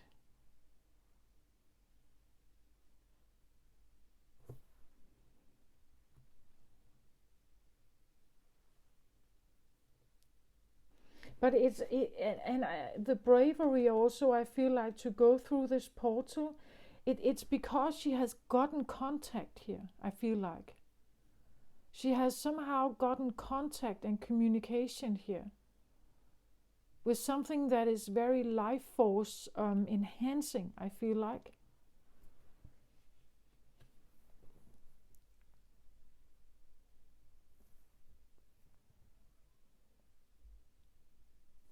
It's like being, I still have this feeling of being in between, or where there is this understanding in New Age communities about the split here on Earth, that there is a split between the third dimension and the fifth dimension, and the third dimension is what we would call normal human experience, and with all the narrative and story and everything that goes with it. And then there's this fifth dimension here that is, well, you could go there, you could choose that kind of life, but in order to do that, you may need to understand that you cannot stay like the same person in the third dimension and then have the shift. That something is happening, and then you can shift into the fifth dimension. It's about a consciousness change, it's about a different understanding. And that's what I feel like. It's like she's walking through a portal here and saying, she's looking back, like just this, I'm looking back at what I was once, where I was sitting like this underwater, maybe unable to move. I was so focused on something here. I was so focused on some kind of breakdown. I couldn't move, and now I'm moving. Right now, I have recovered here. It has to do with your mind and your communication skills, I feel like. Throat chakra, third eye, crown chakra. That there's something about your mind. Again, maybe you, as I said, maybe you hit your head, or you had some kind of, aneurysm, blood clot, something that changed your mind here. Gave you a fuzzy mind. It's unclear. It's very unstable. It's probably also with like the feeling. Or you could have had depression here. You could have had, but you have tamed. You have somehow tamed something.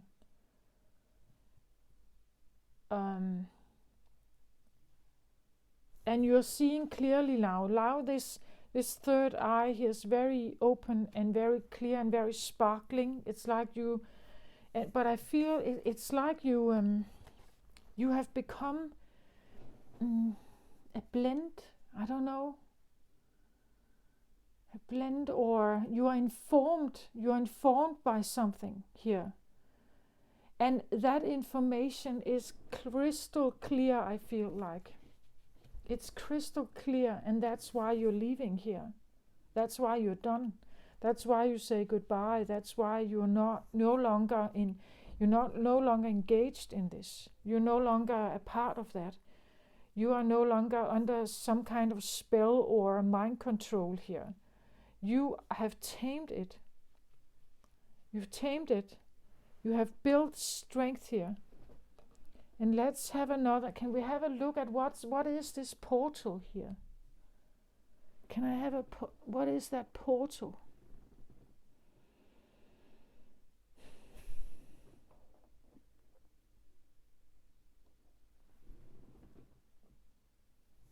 So, okay, I get this card here.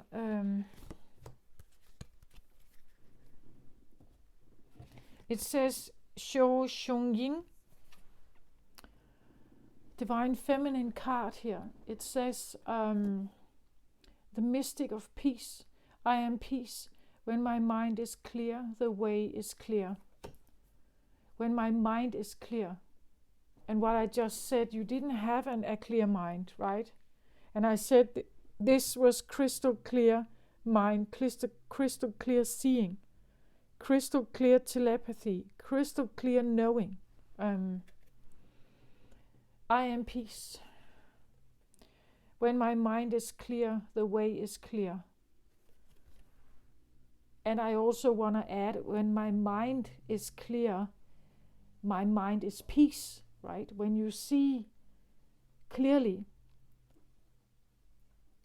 you can make clear-cut choices and you can choose your peace, because what you didn't have here was peace. Like when someone is reminiscing its limerence, we sit there and we can't seem to get out of our own misery and the longing and everything. And you don't have peace there. There's no peace.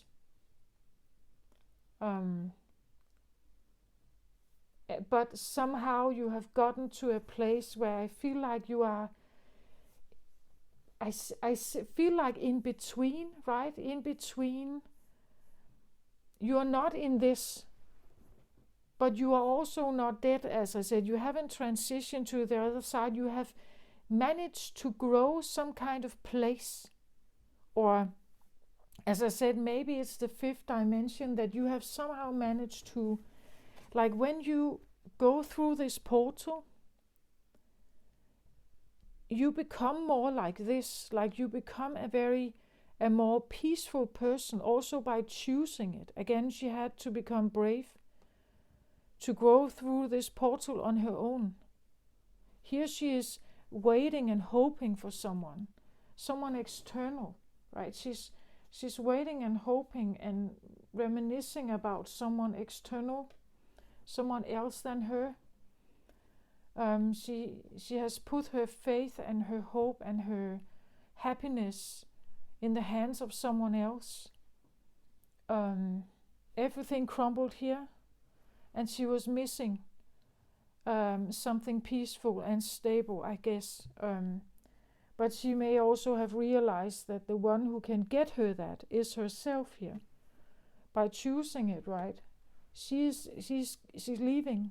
She's leaving something behind that is not helping her. I said in the beginning that the environment for a feminine energy has to be right. Otherwise, she cannot relax. Like if there's no safety, if there's no peace, if there is disharmony or breakups or separation or longing and like feeling incomplete without someone else, you can't have the peace. Here it's like she has grown herself so brave and so strong here. And I feel like with the guidance of something else, we have a lion here, we have a dolphin here as a presence, a helper, we have Metatron as an angel here, and we have a bird up here over her. So it's almost like she has some kind of guidance or companion that is helping her here to move along, to tame.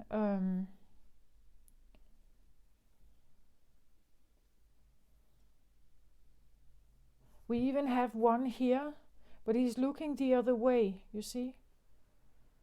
He's not looking at her. He's looking the other way.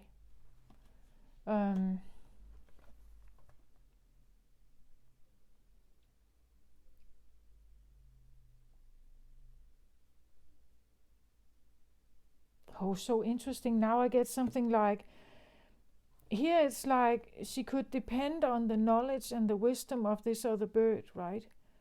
And the wings also of this one, because she has none. Like she has no wings here. Here she's growing wings. She becomes her own bird, right? Here she's fully and sparkly and ready to fly, and she knows where to go. She has direction here now, and she can fly off and be very fierce about it. The wings are here. She can fly wherever she wants to go. Again, look at this card. It's like she has gathered the feathers of other birds, maybe, right? But she's growing her own wings. Again, look, she has wings here. And she can fly through this portal here and choose herself. And I really feel like I'm done. I'm done with feeling anxious. I'm done with feeling like I'm the problem. I'm done with being humiliated or left waiting, or I'm done with hoping also. I'm done with this. I choose my peace here. I choose my peace. My peace is more important than anything, because if I can't have peace, I can't relax. If I can't relax, I can't be open. In other words, if I can't have peace, if I can't feel safe, I can't open, then I can't be feminine. I can't be who I am.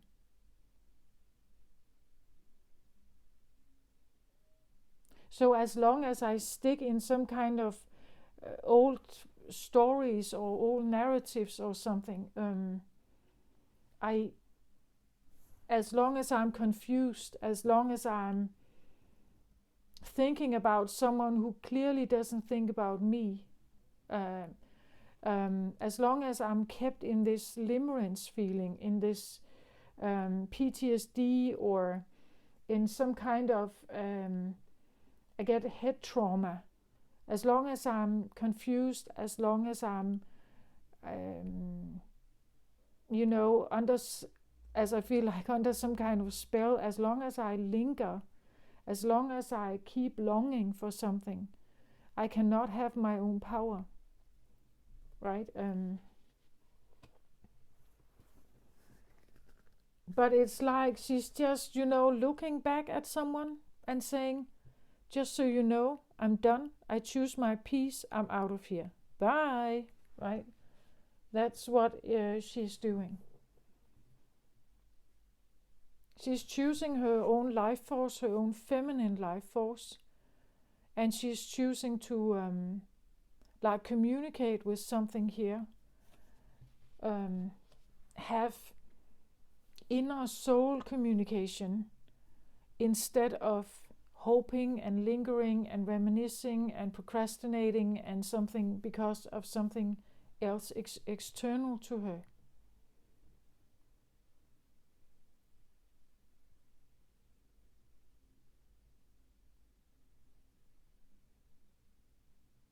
Sister has grown her strength. She has leaned upon like the energy of the Leo here and learned from him.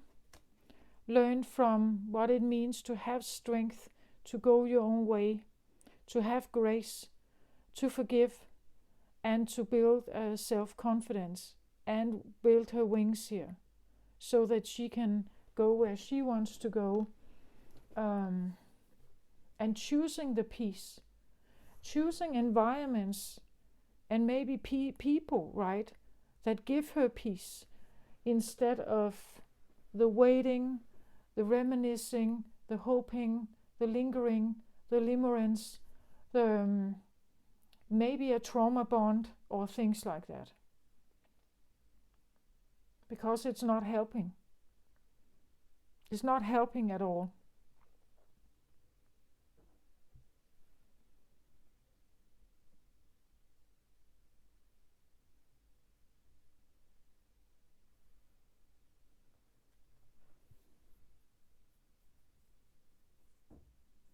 That's what I feel like. It's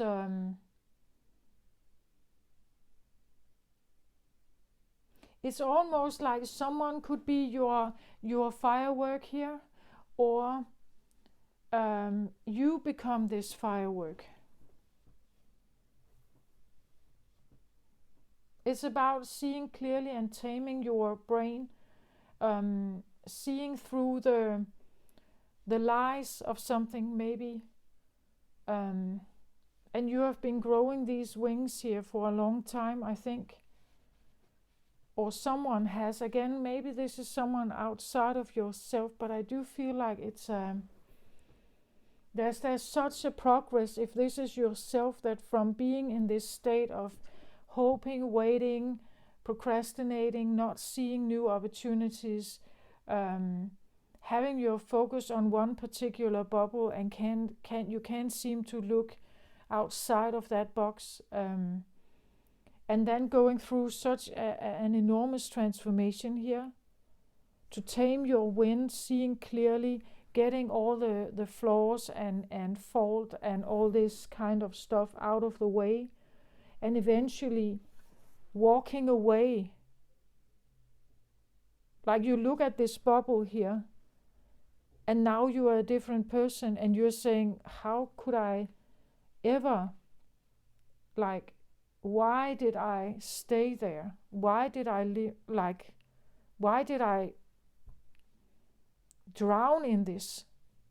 How come it was so consuming for me? This, it's like she's just saying, nah, I don't think so. I'm done. I'm gone here. I go where my peace is. I see clearly now what I want this, right? I want to be with something that excites me, that is great for me, where I shine, where I can stand totally vibrant here. I'm done with I'm done with the games, I'm done with the playing, I'm done with that. I seek peace here. I want my own peace. I want to be safe. I want to be able to relax. I want to be able to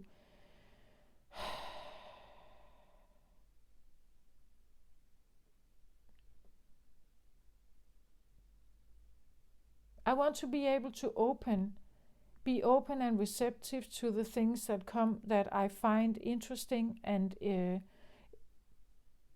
that is good for me. I don't want to hang in this. Yeah, I have a feeling of hanged man, right? A hanged man position of, and romantically almost like drowning in some kind of fairy tale or so.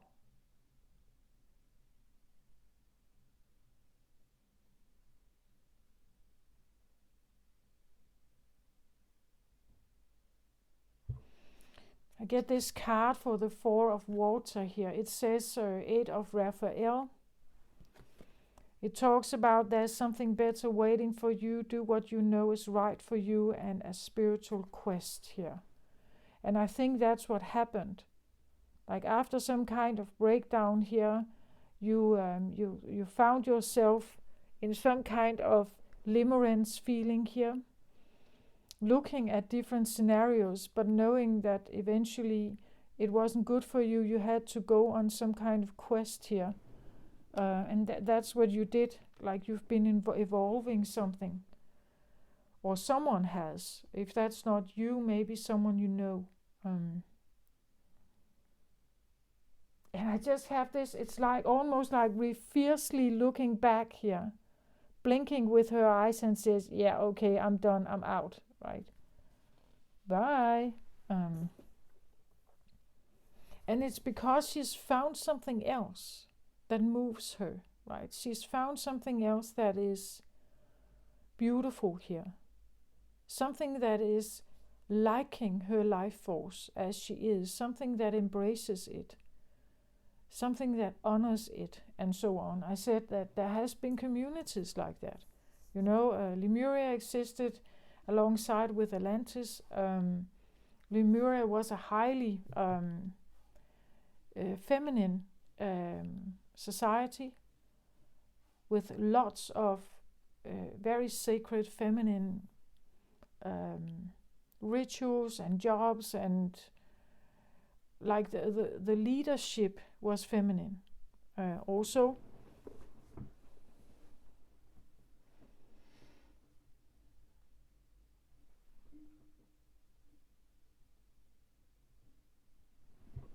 So I get for the 6th chakra here, Archangel Metatron, and this glitter here. I get the violet flame for that card also. The violet flame always talks to me something about hitting bullseye. Like she's touched by something. She's touched by something here that comes from, like from the higher realms, from her intuition, from the spiritual path she's taking here. The quest that she's taking illuminates something for her. And because of that, she's now aiming. She's aiming for the bullseye of something. It tells me something about not wanting to, what is that called?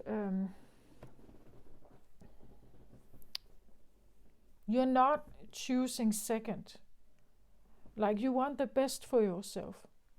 You're not lingering with the second best. You're not accepting second best. You want to find the best for yourself. You are choosing what's best for yourself. And if peace is better for you than being in situations that seemingly are not great for you, there are something better waiting for you. So do what you know is right for you, and a spiritual quest is taking you towards it. It's like being, like she looks at her hand and she can see clearly. Like she's given some kind of clear message or epiphany here. And from that point, she says, I'm done. I go towards my bullseye here. I want perfection, or I want something that is right for me, right? Something that embraces me, not something that judges me or keeps me hanging or keeps me confused or something. I want my peace back so that I can be me, right? So that I can,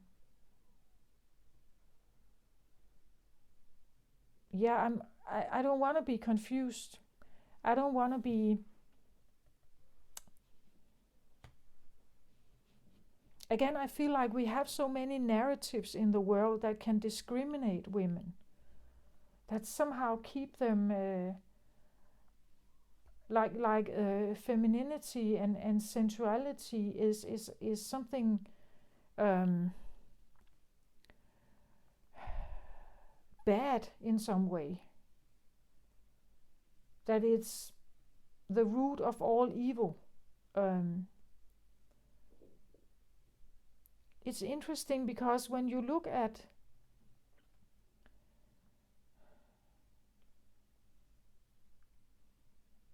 there's this old film called The Blue Lagoon. It talks about 2 children who are ending up on a deserted island alone. Their ship goes down and they survive and end up on this remote island alone. And what happens is that they somehow figure out how to survive and get water and bananas and so on. And then they grow, like they become older.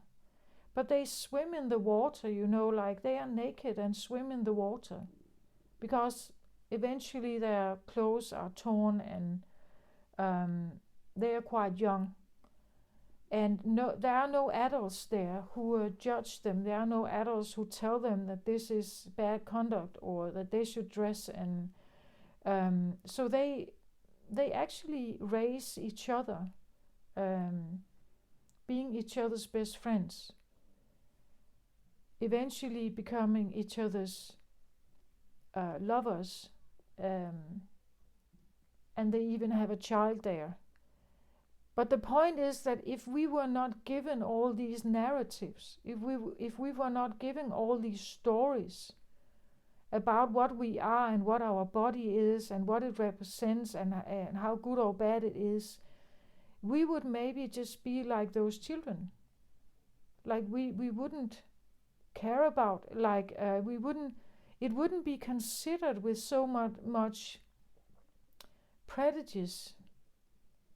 It wouldn't be like, because the children didn't know, like they had no idea what sexuality was. They had nobody to tell them. Like they figured it out eventually, right? But it wasn't a given. They didn't know. They swam in the sea and in the water, and they didn't wear much clothes because, well, there was nobody saying that it was bad. There was only those two there. So if we take Adam and Eve in the garden, it's almost like that is how I see humanity before something. Then we say that they ate the apple, and because of that, everything changed. That's almost what it feels like here. It feels like we were, because of this story about Adam and Eve being this temptress that tempts Adam to eat the apple. We are in this mess now because of that, right? That we were thrown out of Eden, and if we had just been there, if we had never taken that apple, everything would have been peachy. We would have been like those two children in the Garden of Eden, not knowing anything else. There would only be you and me and nothing else. Nothing to get jealous of, nothing to be afraid of, nothing to be challenged by. It would all be good, right?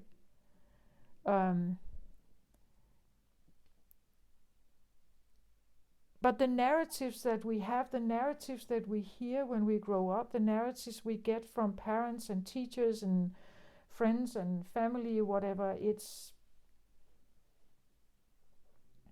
not really conducive, right? It's not really helping.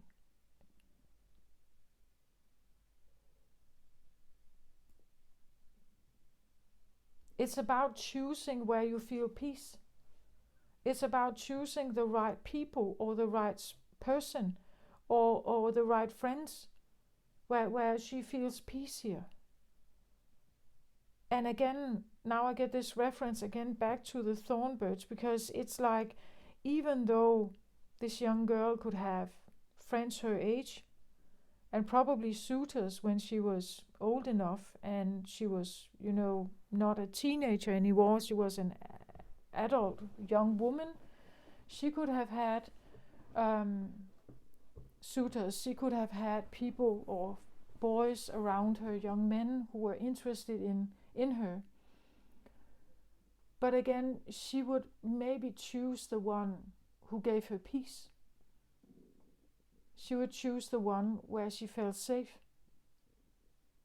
She would choose the one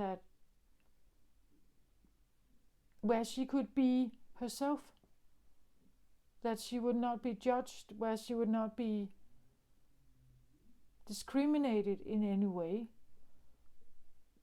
She would choose the one who was caring and kind, who wouldn't give her problems, who wouldn't criticize her.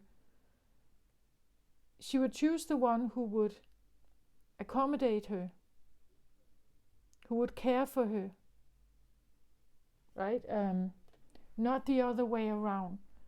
And no matter how old he would be, or how young he would be, or how old she would be, or how young she would be, like, he could never hurt her like the priest, right? He just loved her. He knew he loved her.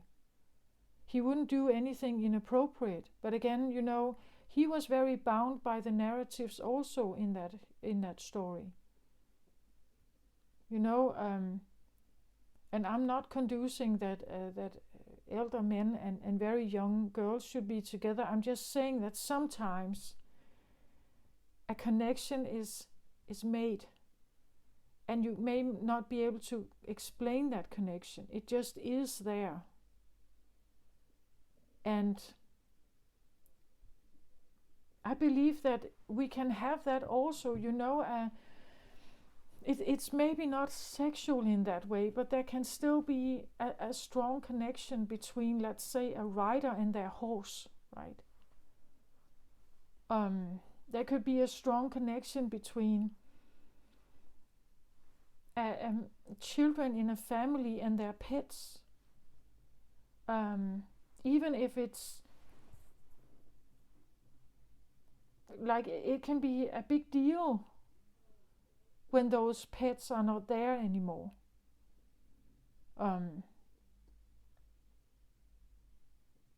For some people, a dog is a better friend than humans are, right? And here it seems like someone is choosing their peace here. Somewhere else. They choose peace instead of, well,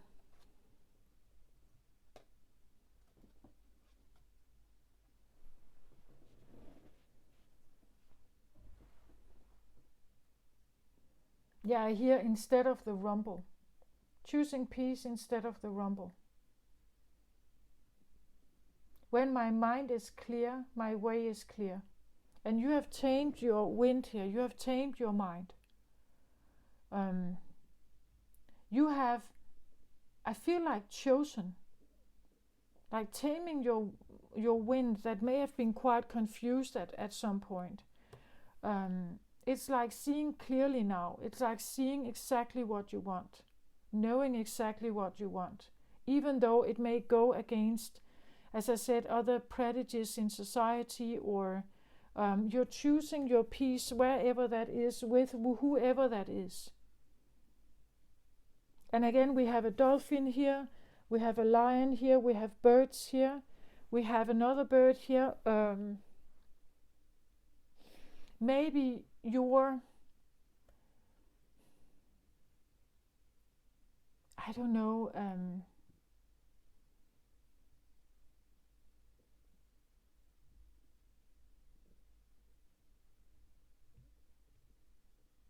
maybe like this has to do with, like, peace can be found sometimes through religion also. Maybe you choose God, instead of something else. Maybe you choose Jesus, another deity. Maybe you choose to become devote yourself to some kind of spiritual quest or spiritual path or religious path. That this is where you find your peace, this is where you find harmony, this is where you feel like you find more answers, maybe.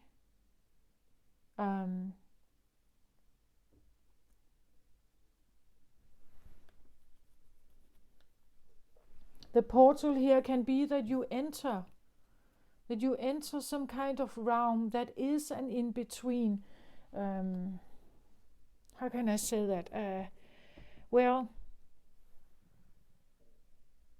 I know, for instance, in my country, in older times, when the narrative was very strong for young women, that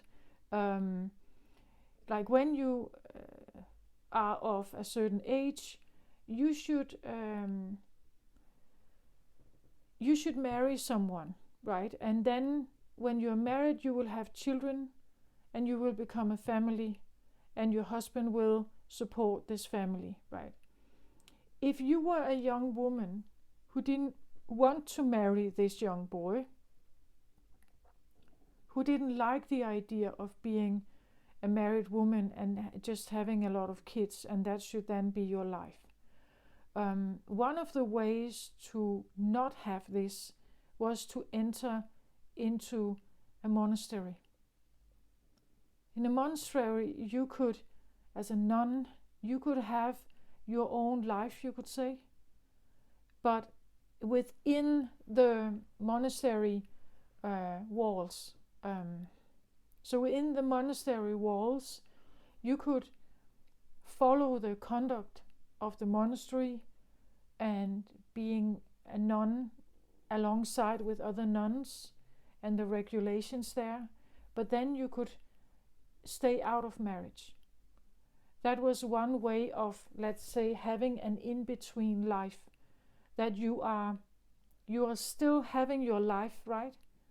But you are not having a life according to the like these very strong biblical, sometimes or religiously controlled narratives that are in society. It was a way to find an in-between life. You see, like an in-between life.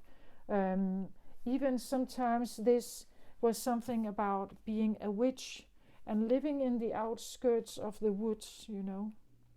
And people were a bit afraid of you, because they didn't quite know what you were doing, and you had this life that was, you know, not really a part of society. Having a life where you are, in between, that you are here but you are not, and you're not dead, right? You're here but you live this life where you're not quite part of the normal narrative. You're not quite part of the...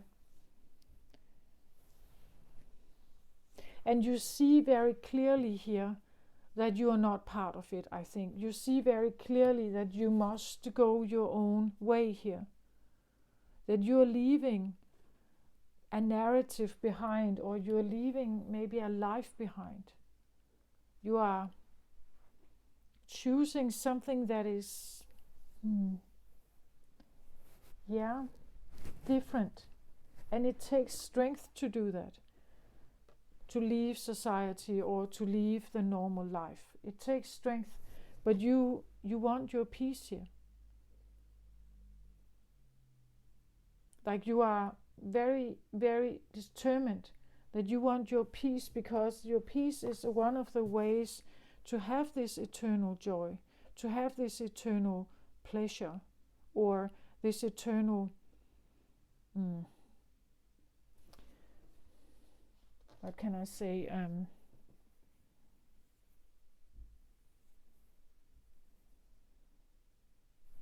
It's like you have a clear thinking here, and this clear thinking has taken you away from the narratives in this world. When you tried to comply with the narratives of this world, you were confused. You couldn't see clearly. It was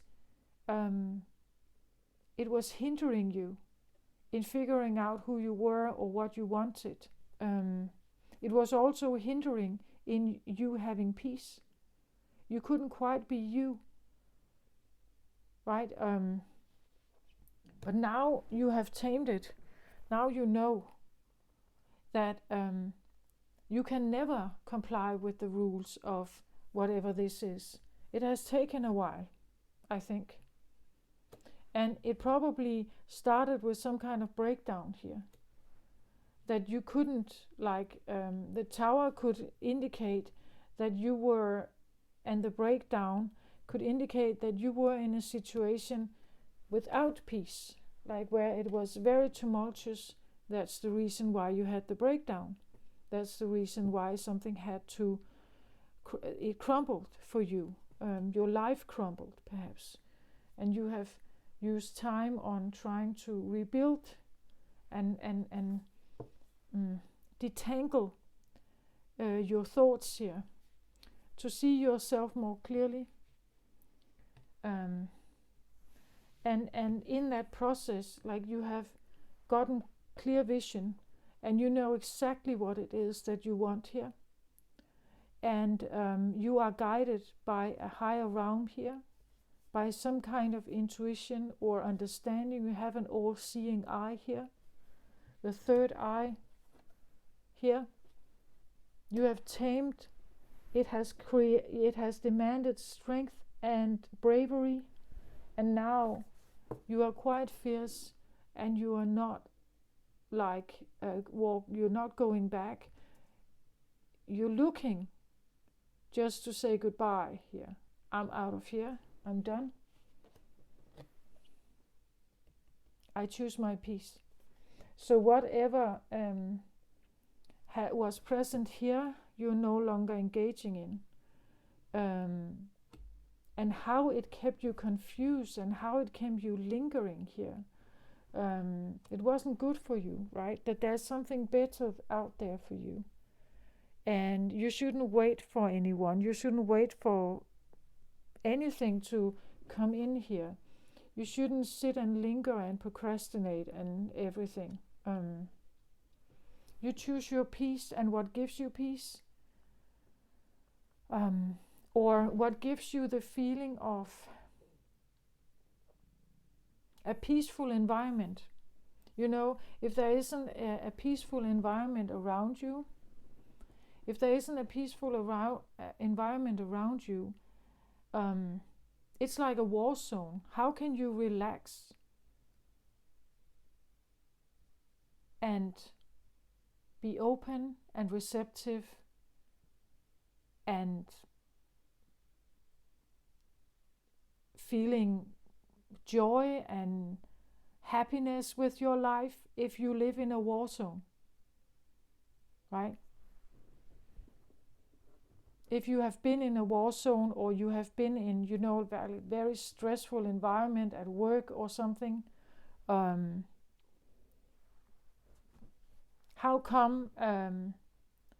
should you be able to relax? How should you be able to be feminine?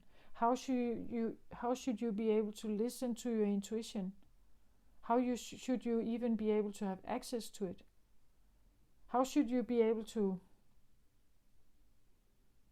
be guided and trust yourself?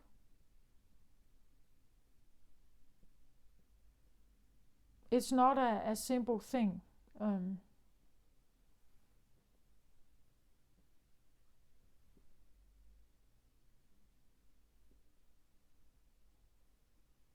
You had to grow some kind of fearlessness. You had to overcome fears and grow this strength and this bravery and this fierceness to fly away here and go towards what you want and what is actually supporting your basic needs, like what you are at your core. Because if you are feminine at your core, you need an environment that allows you to just express yourself. You need that peace. You don't need criticism. You don't need prejudice. You don't need judgment.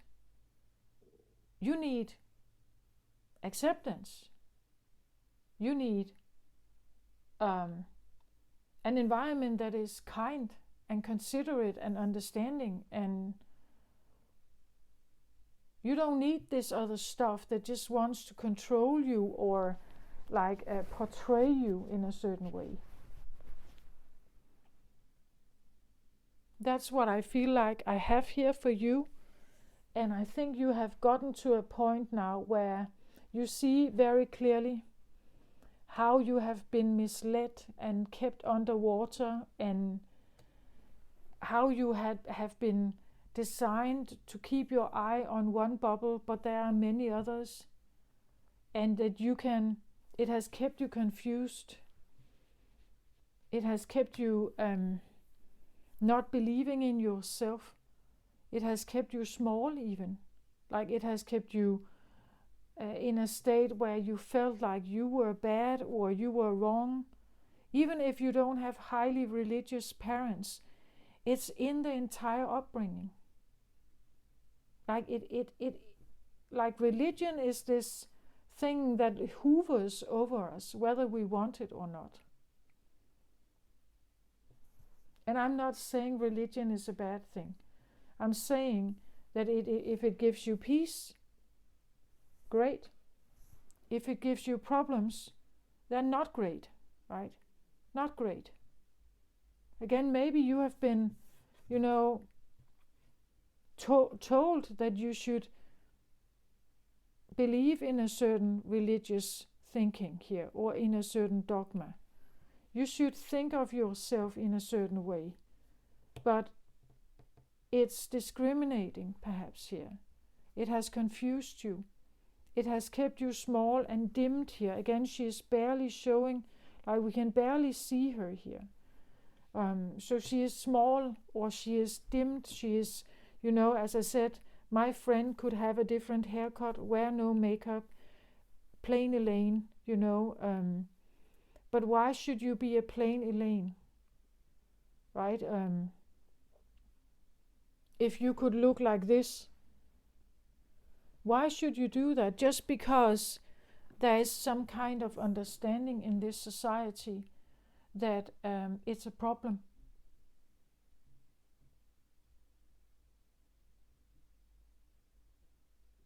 Sensuality is, well, it can be about sexuality, but not always. It's about the ability to being touched by the sun, the wind, feel the sensations on your body, right? It doesn't have to be sexual all the time, but I know that, well, media would probably describe it as that. It is it's like being alive.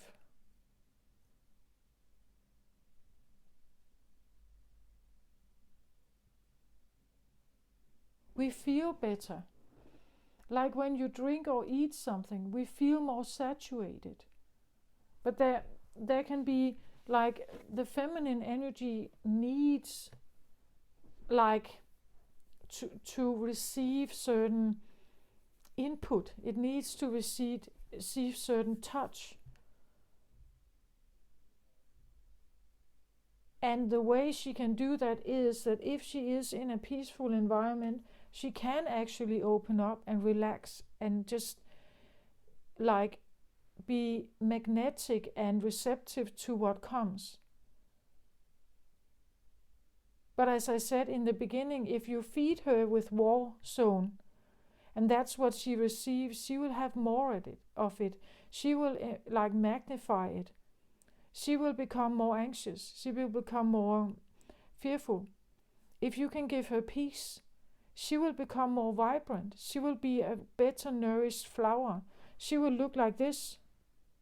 And this is the women that we want. This is the women that men want. They are open, they are receptive, they are trusting. Because of what? Because the environment treats them well. It's not a manipulative game-playing, competitive, lying environment.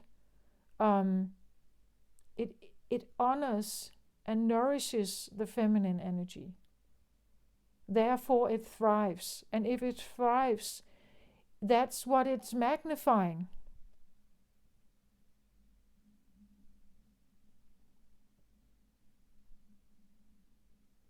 But that's one of the misunderstandings that I believe that there is in our current society, is that this is not understood by men.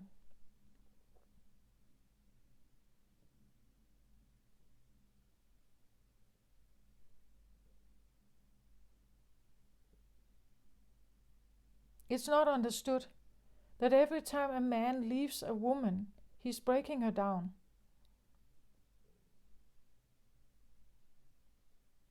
And that's why we have broken women. We have women that are revengeful. We have manipulative women because they can't trust. They're not safe, and they can't trust in the environment.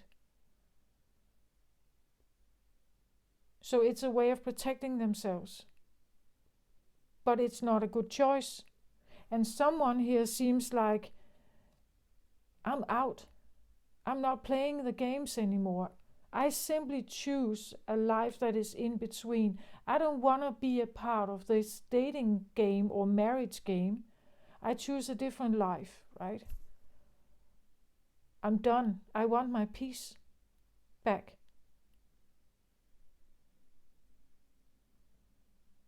I'm suggesting that we will see more and more feminine energies do this. That they choose peace over another man, for instance. Because it's vital to their life force. We can't live without it. So this is what I think is happening with this reading. I hope this helps somehow. Take care of yourself out there, Libra. And well done. Because I'm not saying this is easy. It's not an easy choice. And it's actually like a,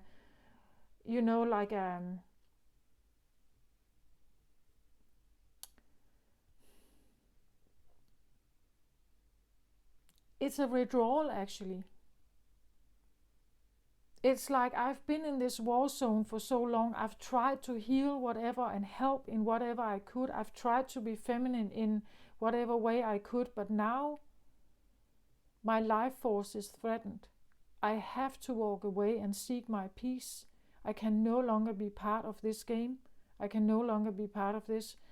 I don't want to be part of it. I seek my own healing now. It's actually a giving up. I give up on this war zone, right? And that is actually not a very great feeling, but you have to, you have to. I give up, with these narratives. I no longer want to be a product of other people's gossip or projection or anything. I'm done with that. I want something that is right for me. And I use my intuition. I let myself be guided to what that is. Because it seems like around me I'm not finding it. I think we will see more and more of this in the world. Especially with the split happening, the fifth dimension. I definitely see feminine energy wanting to get to that point, which is a more love-based environment.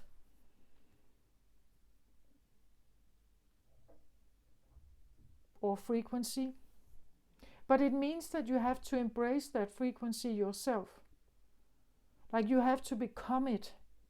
Then it will be a natural shift. Then you are gone. Then you have chosen this. You have chosen the peace and the love and the light. Not the war zone, right? And so you become it. And you can make a choice now to leave here.